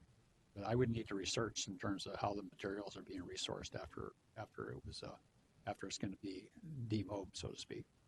Okay, I'm just curious. I'm sure it will come up as things kind of progress. Yeah. Thank you. Anyone else? All right. All right. So we'll get back to. So I wanted to talk a little bit about light rail vehicles. That contract has been moving along. We signed a contract with Siemens back late in 2016, and that was in anticipation that we would be in revenue service sooner than the 2023. And so we really couldn't stop that contract because of essentially money. We would be exposed to more exposure there. So we kept Siemens going in terms of producing vehicles. And it's not a bad thing because operations is going to be underway with a kind of a rehab program on their Type 1s, the Bombardiers, the vehicles we got initially for the Hiawatha or the Blue Line. And so these vehicles will start filling that void, if you will, as they come in. But so far, there are 27 girder sets, essentially the frame of the structure, and car shells are well underway. This is all work that's being done in Sacramento, California, and we have inspection out there. We actually have a couple of inspectors that are from operations that are out there full time to make sure that these things are getting built according to our specifications. And I report to you that things are going pretty well on this contract. They're also doing some final assembly, as we'll show in these two images. This is LRV 301. This is the first vehicle that we'll be receiving sometime here in the first quarter, and it's going through continuity testing as we speak to make sure that everything is going to be working. There's a lot of tests that have to go underway with these vehicles, and not only at the plant, but once they get here, they go through a rigorous amount of testing by our operations folks as well. And we'll have Siemens folks on hand to address issues that may come up as these vehicles get delivered. The other vehicle that's well along is LRV 302, and this is ready for install of the roof assembly to essentially the catenary pieces on top of the vehicle. So maybe I'll pause briefly there if there are any questions on vehicles. All right. No? Okay, systems contract. I think we had this before you last fall in terms of awarding, but just kind of make it official presentation here. We've awarded and given limited notice to proceed to Aldrich Parsons, a joint venture, for just under $200 million for the systems elements, and that is really made up of all these pieces. Essentially, the traction tower is really the things that run the train and communications that are tied with that. So that SCADA that I mentioned, that kind of joins on to the systems contract. In fact, on the central corridor, there was one contract. We decided to separate that out because we wanted to keep the same system we have currently for SCADA. So that became a separate contract, so we could guarantee that.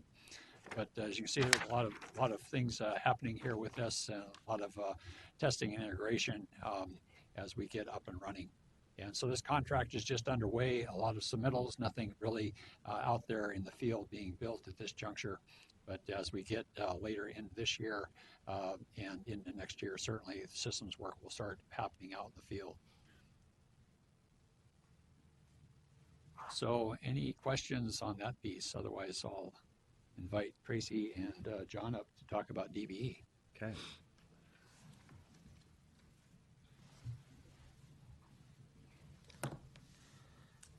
I'll hand off.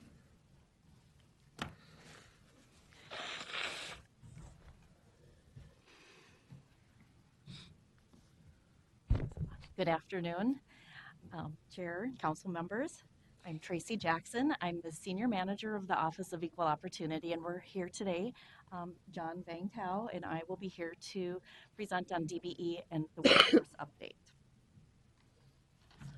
So getting started here, before I get into the update, I always like to talk first about the differences between the DBE program and workforce, because there sometimes can be some confusion that DBE is a Disadvantaged Business Enterprise Program.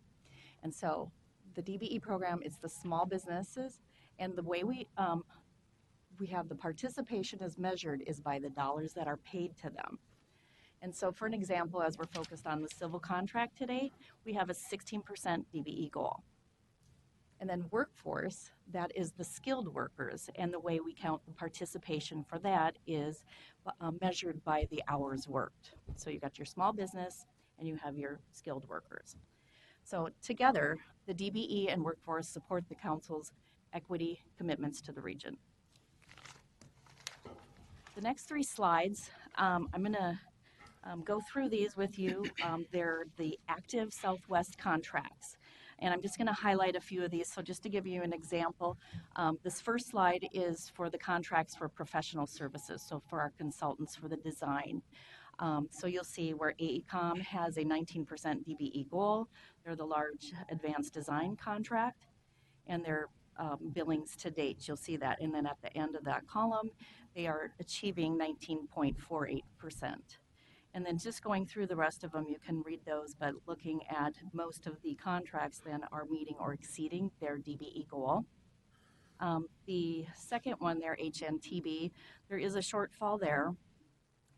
As we actively found out from the project office as we partner with them that there was a scope change, we immediately then take action to work with that consultant to discuss what their DBE plan will be and what good faith efforts they will take. So they are a little bit short, but we're working with them and their efforts are going well, but the project is 95% complete there.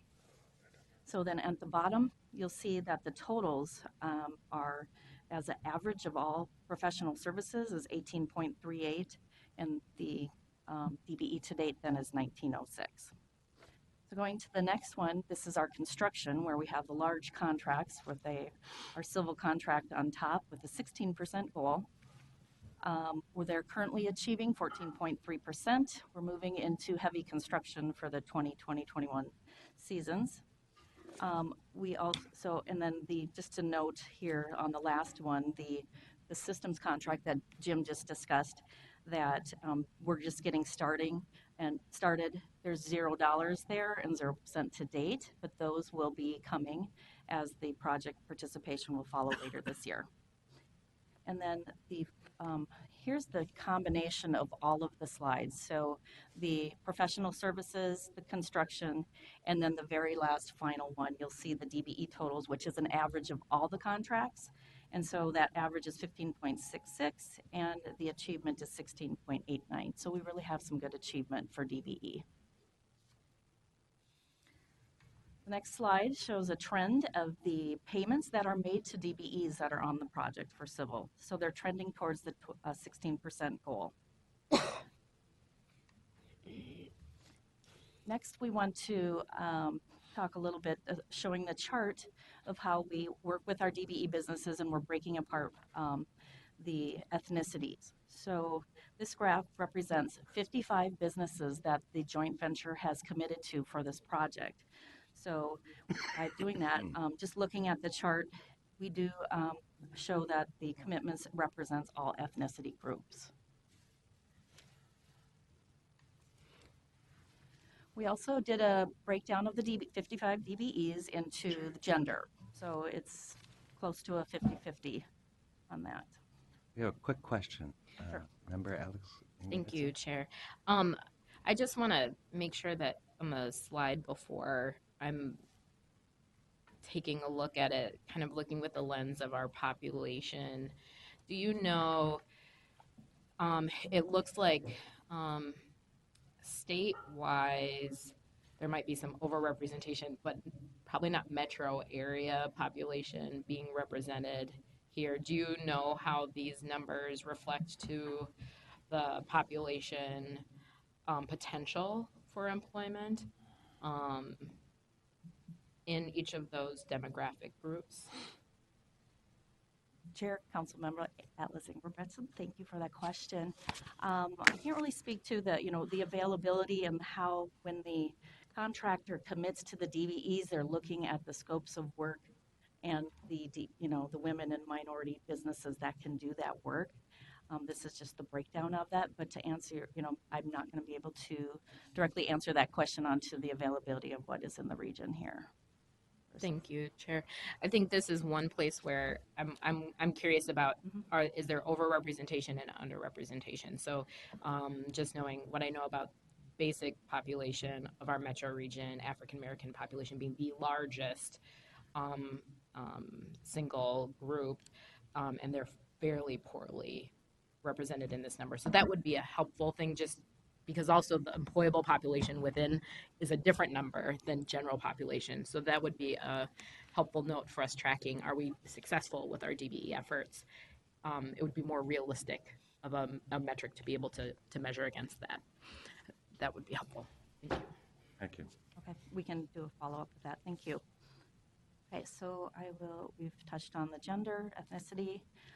Here's another chart where we want to break it down by the state. So it shows that over 85% of the DBE businesses are Minnesota home-based.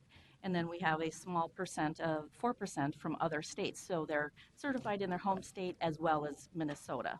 So but those are where the dollars are going for the small business. And now I will turn it over to, I have one more slide. So the activities from the joint venture. So we want to talk a little bit about how they're engaging the DBEs on the project. They had a meeting, if you look at the photo there, that was their meeting in December, where they asked and invited all their DBEs to come to meet with them. And so they had different topics like, let's talk about invoicing, how are things going, pay cycles, change orders, schedule. So, and in this meeting, they identified 2 lead employees from LMJV to be mentors to each DBE. So each DBE were able to find out who was their mentor. So if they had any questions, concerns, they can go directly to that mentor. So that was a very positive thing. They also, in change orders, so when LMJV is having a change order, they will look for opportunities to either increase a DBE that's already working on the contract or maybe another opportunity to bring in a new DBE at that time. So that's positive. And they also, on a case-by-case basis, they'll look at cash flow assistance for DBEs if needed. Any questions on DBE before I pass it over to John for work session? Member Sterner, did you have a Yes, question? all right, thank you, Chair. I just had, if you could refresh my memory, what is the definition of a DBE exactly, size and that type of thing? For the size? Okay, so to become a DBE small business, you have to apply. It's a certification program here. It's a national certification through USDOT, and they have to qualify socially and economically. So for socially, they have to be a woman or one of the presumptive groups and ethnicities. And then for economically, they have to meet whatever their business is, their NAICS size, the small business standards size, as well as a personal net worth under 1.32 million. 1.3, okay, just one more. Sure. So the size, what exactly the size, is it just by the 1.3 makes it the size, or by number of employees, or Well, as well, or? so 1.3, Chair, Council Member, thank you for that question. So to clarify that, so there's two ways for economically certificate, they have to qualify for requirements. So personal net worth is all their assets minus their liabilities. They have to be under 1.32 million. The size standard, they go by the Small Business Administration size standards per their NAICS code of what type of work that they do. And so each one of those is different. And then some of them are by employee, but most of them are by a certain threshold dollar amount.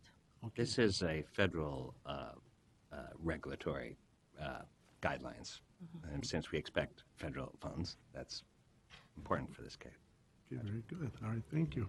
Member Lilligren? Yeah, thank you, Mr. Chair. And I just have a quick question about, I think you called it the cash flow assistance program or something about that. And what's the level of utilization of that program?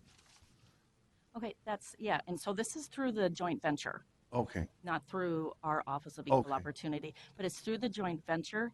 And I can't really speak to the specifics on Okay. that, but it's on a case-by-case basis. So if Right. there's a DBE who's completed some work or they're looking for some payment, then they'll work with that DBE to assist them. Thank you. And I know that's quite a barrier sometimes to minority-owned businesses and DBE. Working capital. Yeah. Thank you. Thank you, Mr. Chair. All right, thank you. My name is John Vang Tao, and I will be talking about workforce goals today. So for workforce, we partner pretty closely with the Minnesota Department of Human Rights. They set the goals for construction contracts within the region that have a contract value over $100,000. So for the counties of Ramsey County and Hennepin County, they set the goals for 32% for people of color and then 20% for women. They are also responsible for monitoring those contracts for compliance to these goals and the regulations that guide it. So what does this look like? What they do is they review the pre-construction packets that are submitted by the contractors, and they look at the projected hours on the contract and the contractors' plan that they want to implement towards meeting those goals.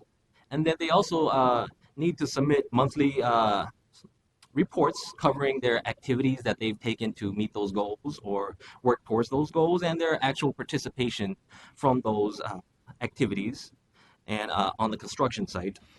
In addition to that, they also conduct on-site visits, going out to the site, actually talking to people, counting heads, and having actual conversations with the construction workers out there in the field. So what I have here is some charts as to the workforce participation that has been achieved to date since the construction season started in April.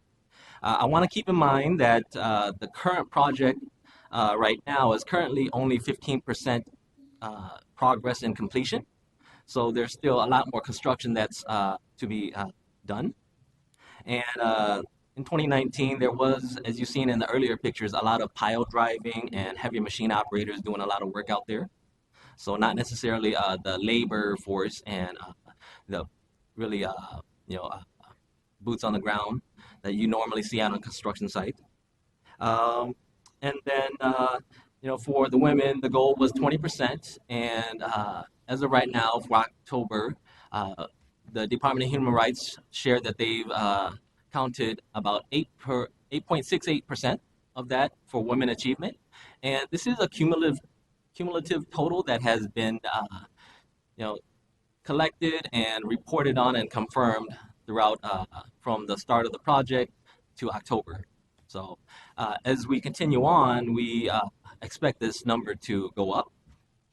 And I also want to acknowledge that although these numbers are not yet meeting the goals, this is an opportunity for us to, look at different methods and different strategies about how we can work with a prime contractor and our stakeholders in the community towards meeting the goal. And I think a little bit later we will talk about the DBE and Workforce Advisory Committee, where we have experts that will work with us and provide input on different ways we can work towards these goals. So next up is the people of color chart, which we are trending at 17.23, and it's still short of the goal. But as I said before, we're only about 15% into the completion of the whole project for this contract.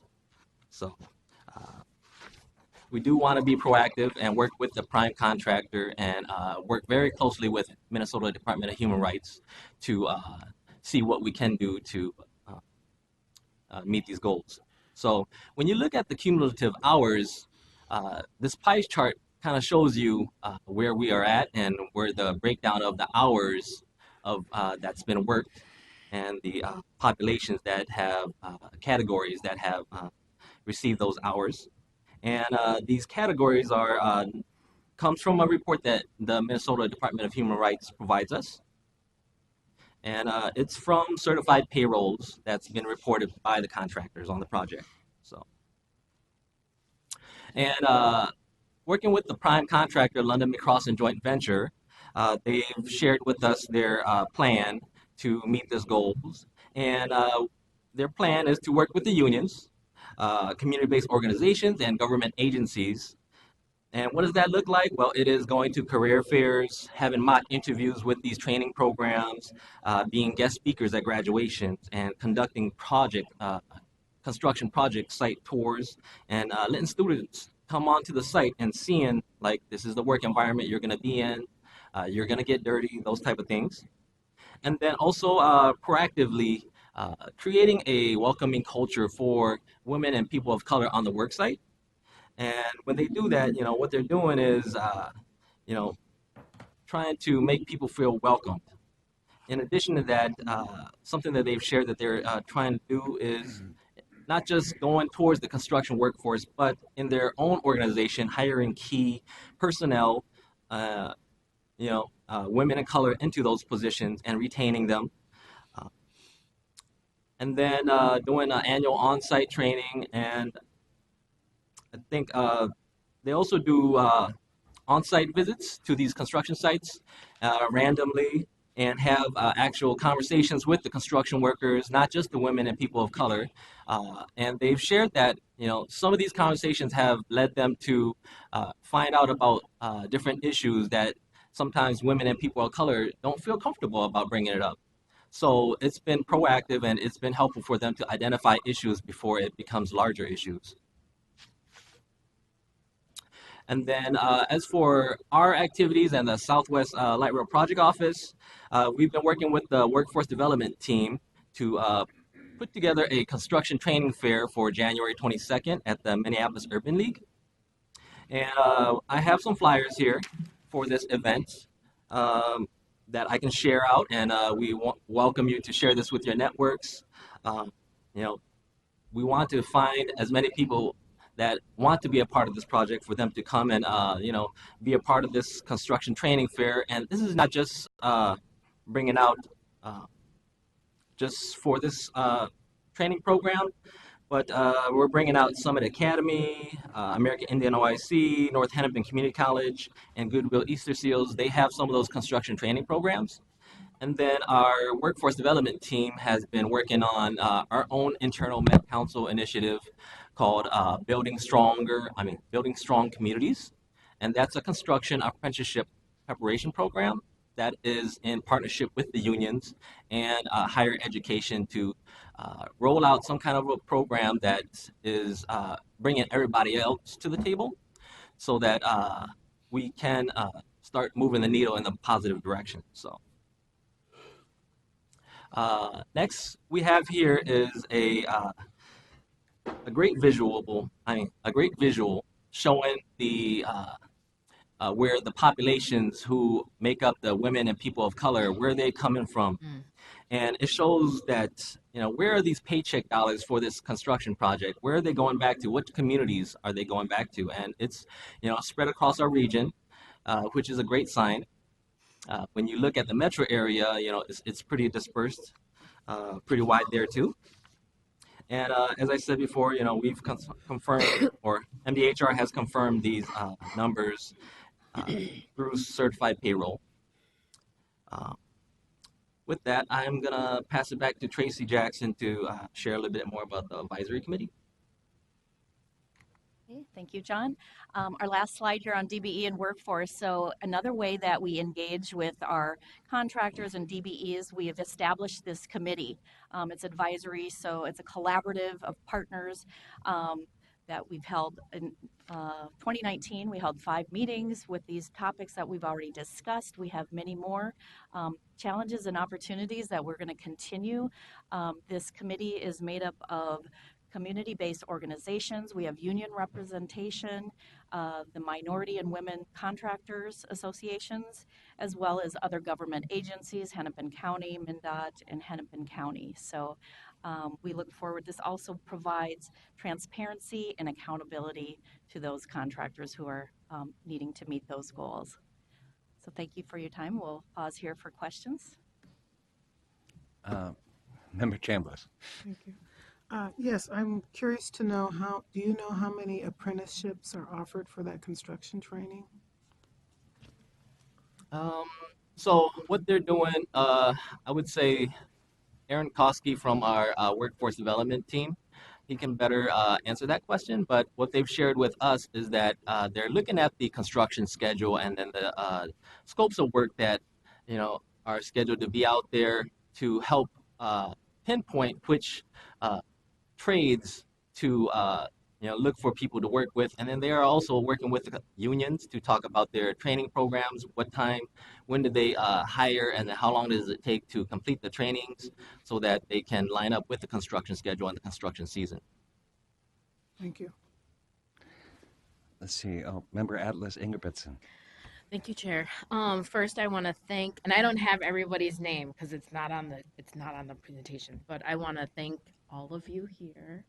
I want to thank Cy because I've had many conversations about the type of data and the way it's presented so that we can make informed decisions, and this is a really good example for doing that, and I feel heard.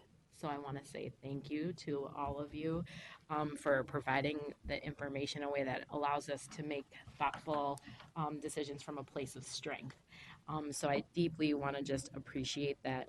And recognize that effort and work.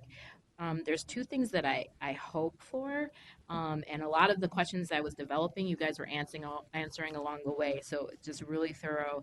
One, I want to say what I hope for is as we see vendors who are successful with their workforce and DBE goals, if there's an opportunity as we go to hear what are some of the tactics and best practices they're using, if we can learn some of those things so that when others are struggling, we know to say, hey, here's a great tactic you can use. From my time at the city of Minneapolis, hearing, what were good things and meeting these goals and working for some departments and when others were struggling was really helpful to accelerate work around that. I'm hopeful and want to continue to see us reach reach these goals. And that's, I know, really important for us. I also want to really acknowledge the value of the geography and seeing that to be able to tell the story of the value of these projects. Clearly not just to our region, but also to Wisconsin. They owe us a little bit. So I wanted to just share that affirmation and appreciation. And now I feel a lot better able to answer questions that come up a lot as it relates to the investments we make around equity, and also to acknowledge that this is a great way that we do address the disparities in our region and can prevent homelessness. Many people are one paycheck away from being in that situation. So meeting these DBE goals, meeting these workplace goals are ways that we can keep people out of a homeless situation. Or maybe that's the next step.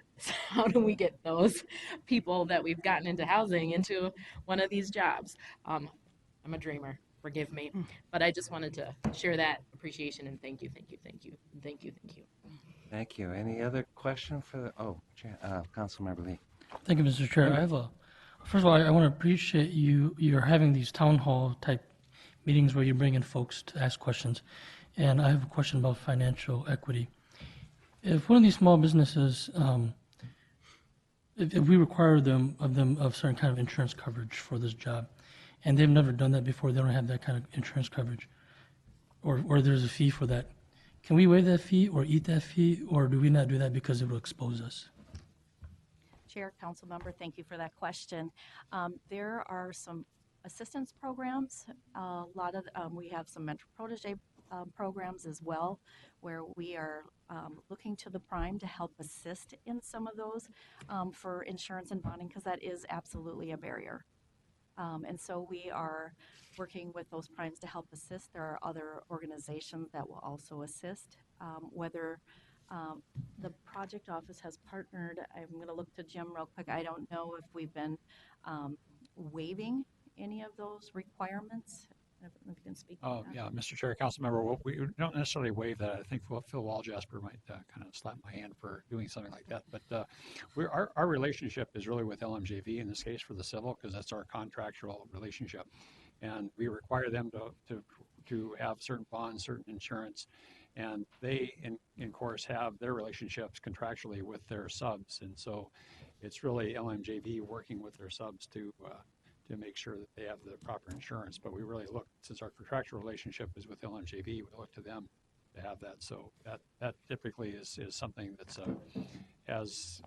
go through the procurement. That's what we stick with. Thank you.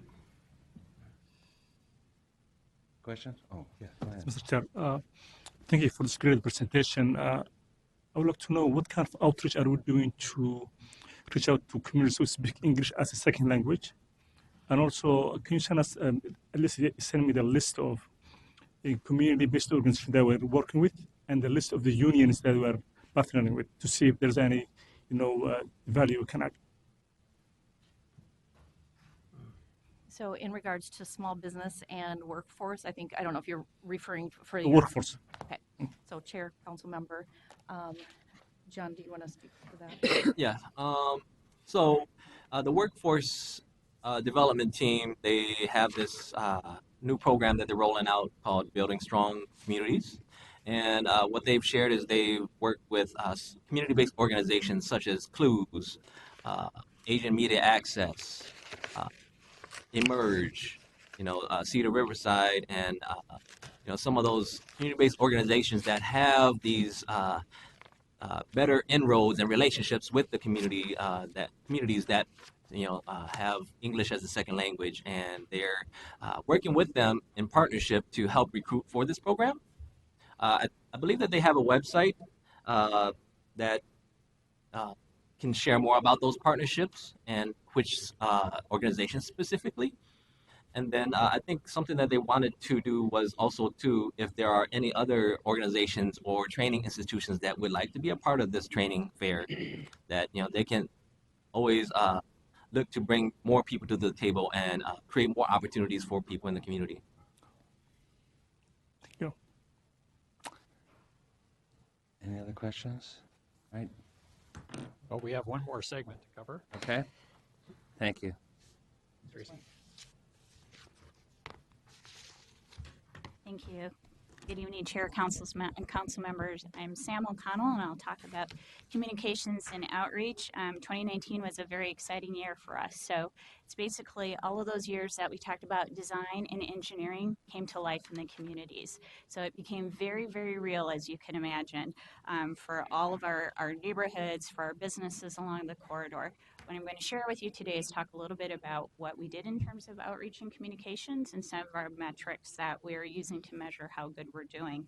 I would be remiss if I do not thank our city and our county partners and our state agencies and our watershed districts and our park boards in helping us communicate progress on this project and where to get that information. So they've been a wonderful support, and everybody around the table here too as well. So thank you for supporting our communications on this. So how do we communicate? So we have asked folks to make sure they sign up for our weekly project update that comes out every Friday. And it's a tool that we've been using since April, so really kind of when we started construction. We've also asked folks to kind of just sort of opt into the program, so they can follow us on Twitter. The council has also highlighted a lot of our progress as well in Instagram, and we also have a Flickr account to really kind of show some of the progress and that Jim has shared in those pictures and really tell our story. There's also really good information, again, that we try and let the communities know about what to expect with this project. And we have videos that talk about this project, specifically a really interesting video of how we are doing preservation in the corridor, particularly around our WPA wall that's at the channel. And it's a really exciting piece to know. Not only are we building this wonderful transportation investment, but we're also doing other things in terms of the corridor. And of course, all of our committee information. So as Tracy talked about our DBE and Workforce Advisory Committee, we also have additional committees that support the work that we do, and we do that in partnership, and a lot of that information is there.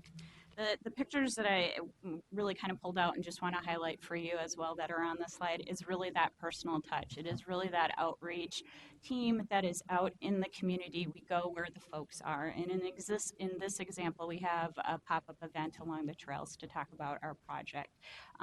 That is where we see our most success. Although we talk about the work that we do through communications and outreach, it really is about relationships. And that's when we had some of those tough discussions about design and engineering, it really did sort of propel us to get us to where we are today with construction.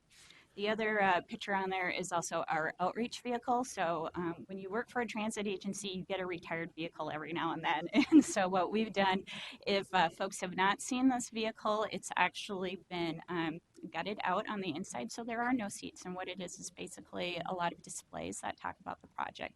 The reason why this bus is so special for us, it allows us to get into neighborhoods. It allows us to get in front of businesses, employment centers, and really invite the public in. And it's staffed with our outreach coordinators and really talk about the project. So think of like a storefront that we can move along the corridor, and it's a great tool. And again, just wanted to make you aware of that tool, and we hope to use it more and more. So one of the pieces that we have here is Gov Delivery. So this is how our weekly update is transmitted to the public. And you can see our first Gov Delivery sort of project update went out in April 26th, and we had about 8,200 folks. And I'm happy to say by December, we're basically doubling that. So that means about 16,000 emails. You know, folks are either opening that up or looking at their phone and getting the text to say, hey, this is what's happening on Southwest LRT in terms of construction and what to expect. We have about a 48% open rate, which is phenomenal. So we're hoping that that's a good indication that we are providing the information folks are looking for as we talk about construction. Our website also is, you can kind of see the bell curve and the numbers there. When we start really hitting that construction in May, folks really wanted to know what was going on. So we were happy to see that 60,000 number. As folks become more comfortable and learn the tools to receive the information, either through Gov Delivery or talking to our staff, you kind of see that number going down as well. As we get back into the warmer season, we hope to see those hits increasing on the website. Twitter metrics, a little bit new for us in terms of using Twitter. So we're still kind of learning, and thank you for all the retweets. I do appreciate that. We started out with about 842 followers back in January, and we're up to about 1,400 followers. So please follow us. It's a great way to share the information that we're doing. We like to highlight some of the things that we find in the corridor, some of the pictures that highlight the construction. So it's a great way to actually see what's going on, because sometimes it's really hard to actually see that and get really intimate with our construction activities. Our Flickr account, as I mentioned, it's a great way to see what is going on by community, and it's a great way to see how the corridor is changing over time. So if you're interested in, for example, Louisiana Station, you kind of understood what that looked like before we actually came in and started with construction activities. And these pictures are updated on a pretty periodic basis, so you can see over time what that area is going to look like. So this begins to tell our story, share our story with our communities, with our city and county partners in particular, so folks can see what we're doing. One of the tools that we use that has been very successful for us is our 24-hour hotline. We have about 110 signs along the corridor that look like that blue sign on there that has that 612-373-3933 phone number, and really it's answered 24 hours a day. And there's sort of two ways that we triage the phone calls. We do get a lot of phone calls where people are just looking for just basic information. When is the line opening? What station might be near me? And that comes back to our outreach team, and we usually answer those calls within 24 hours. And that really is kind of the bulk of the conversations that we do have. But for those issues where there is a construction truck blocking my access right now, that goes into our kind of urgent section, and that actually activates a call tree with our staff and our construction staff, so we can immediately get to that issue right away and resolve that issue. So we've had about close to 500 calls right now as we look at the end of December. We anticipate with construction activities being more robust and intense this year, that number will probably increase. I also want to mention that this is one way that we are able to interact with our public. We also receive a lot of emails directly to our staff, and I think some of you are CC'd on them as well as just folks have been so comfortable with our outreach coordinators, they just call them up to just talk to them and talk to the issues. So this is just one of those tools. Business outreach as well. This is a really strong emphasis for us. We want to make sure that we're doing no harm to any of our business members while we're out there. So we really make an effort to ensure that we're meeting with them, they're aware of what we're doing. As we get into construction closer to their area, that we're sitting down and we're talking about, when do you have your deliveries? When do your employees get it? How do your customers actually receive that information, so we can make those plans and put that into consideration as we do construction. And so part of what we can do is develop some of that content about construction that our businesses can share with their customers and their employees, and also work on some special signage if needed. Outreach activities, just the pictures here to kind of show what our team does. I love when I come into the office and I can't find my outreach team. And the reason why is because I know what they're doing. They're out in the community. They're completely empowered to do that, and we're very excited when they are. So we've done this particular year in 2019, we did a round of open houses, kind of like first year of construction. What do you need to know? And really kind of go out to each of the communities to talk about that. Trail pop-ups was also a big thing, as we all know that the folks were very concerned about connectivities with regional trails as part of our project. Walking tours, just working with the neighborhood community group and saying, you know, if you have a monthly meeting, we can have an outreach coordinator come out and walk with you a little bit and talk about some of the construction, and just our regular neighborhood meetings as well. We will continue. So as we look forward for 2020 here, and here we are, we also have some new things coming up. And one is the implementation of our construction information work groups. I know that's a lot, so we just call them CIWs. And each of our 5 communities along the corridor will have a CIW, and it's really made up of members of the public and business community that want a little bit more information, provides them an opportunity to provide immediate and relevant feedback to us on how we're doing with construction communications and outreach. And really, they will determine how often they meet, and kind of the issues that they cover. So it's sort of a self-directed group, but really with the intent of we're partnering with our stakeholders and our communities and making sure we're adjusting our communication and outreach efforts as needed. We'll continue out with the pop-ups. As Jim talked about the tours, I think that's the most exciting piece and some of you have been out there and you can see some of the equipment that we're using. You can see some of the stations that will be popping out of the ground. So we're looking forward to doing that.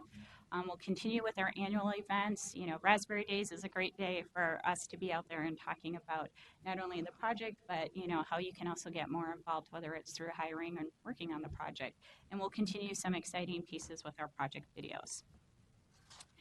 So I'm happy to stand with any questions, but I'll just turn this over to Jim too, as I know we're getting close to time. All right, well, thanks, Sam. Well, just to conclude, this is our presentation for tonight, and again, we'll be back in about 3 or 4 months to give you another update, and we always have our phone available if you want to call and find out what's going on. We'll retrieve those anytime.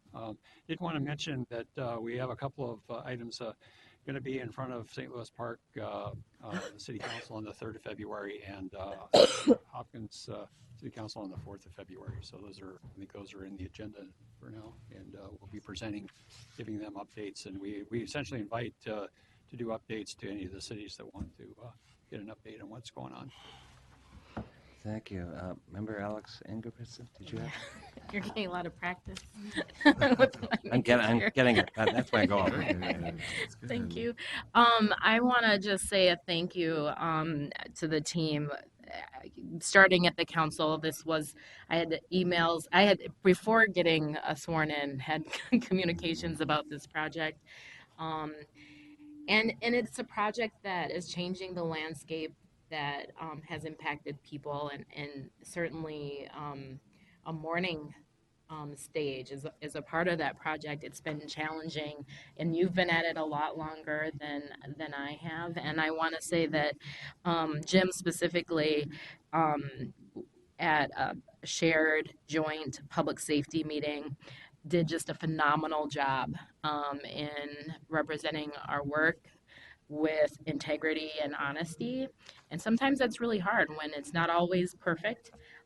But after that meeting, along the Kenilworth corridor, hearing from residents trust and an appreciation for the honesty. So I just want to say thank you, because it makes this work really doable to have that kind of support and excellent work from staff, and Sam's weekly calls to provide whatever information and to really truly listen and be open to all of the things that the community needs, and her team, David Davies as well. It could be 8 o'clock at night and something comes up, and often, and I scold him about this, often he's responding, and Sam is as well, and I'm sure Jim is also. So I just really want to acknowledge the challenging nature of these kinds of projects, this one in particular, and appreciate your work and your support of myself and all of the community members, and just want to continue with words of appreciation and encouragement to continue that empathetic, supportive, truthful, and just class act way of doing the work. It's not always going to be perfect.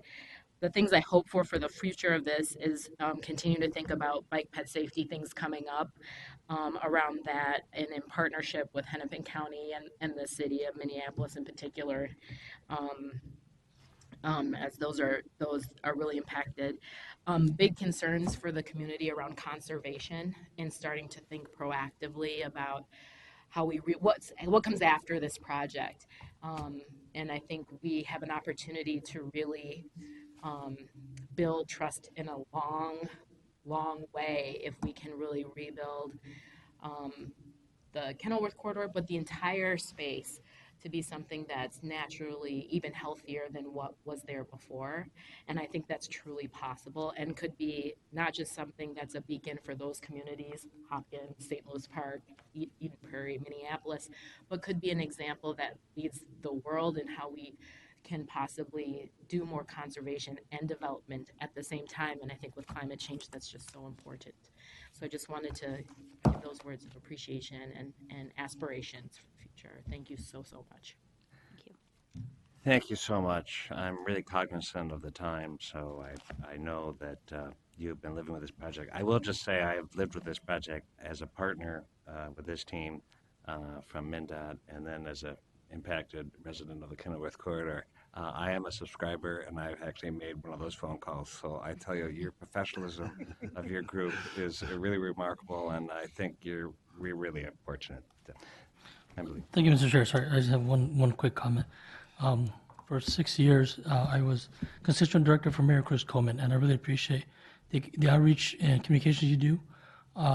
You are the frontline staff that has the public-facing jobs for us out in the community, and at the end of the day, for us as government, that's where the rubber hits the road, and we can never pay you enough, so thank you. Thanks so much. We will see you again. And I am aware of the time. We're not that there's a deadline, but maybe there is. But I will be brief. Thank you so much for all you do. We are, as I am learning, not just stewards, but ambassadors for all that Met Council does. So when we think about how we go out into our own neighborhoods and districts, we are an opportunity to help that connection. I love this philosophy that engagement starts by going to where people are instead of having them find us. And that's nice for when you think about our roles as council members. We have an opportunity for individual reports. I'm going to, if it's less than 3 minutes, I'm going to shoot you. No, I'm not going to shoot. Excuse me. You're the public record. Point out that we're late, but it's late. Having said that, does anybody have anything to say? Does the regional administrator have anything to say? We may cancel the committee of the whole next week. Stay tuned. All right. Chief General Counsel? Welcome to council. It's already off my Any other comments or thoughts? Thank you very much. These were great reports, and I thank you all. I will speak myself, learn something, and thank you. I feel very welcome. This meeting is adjourned.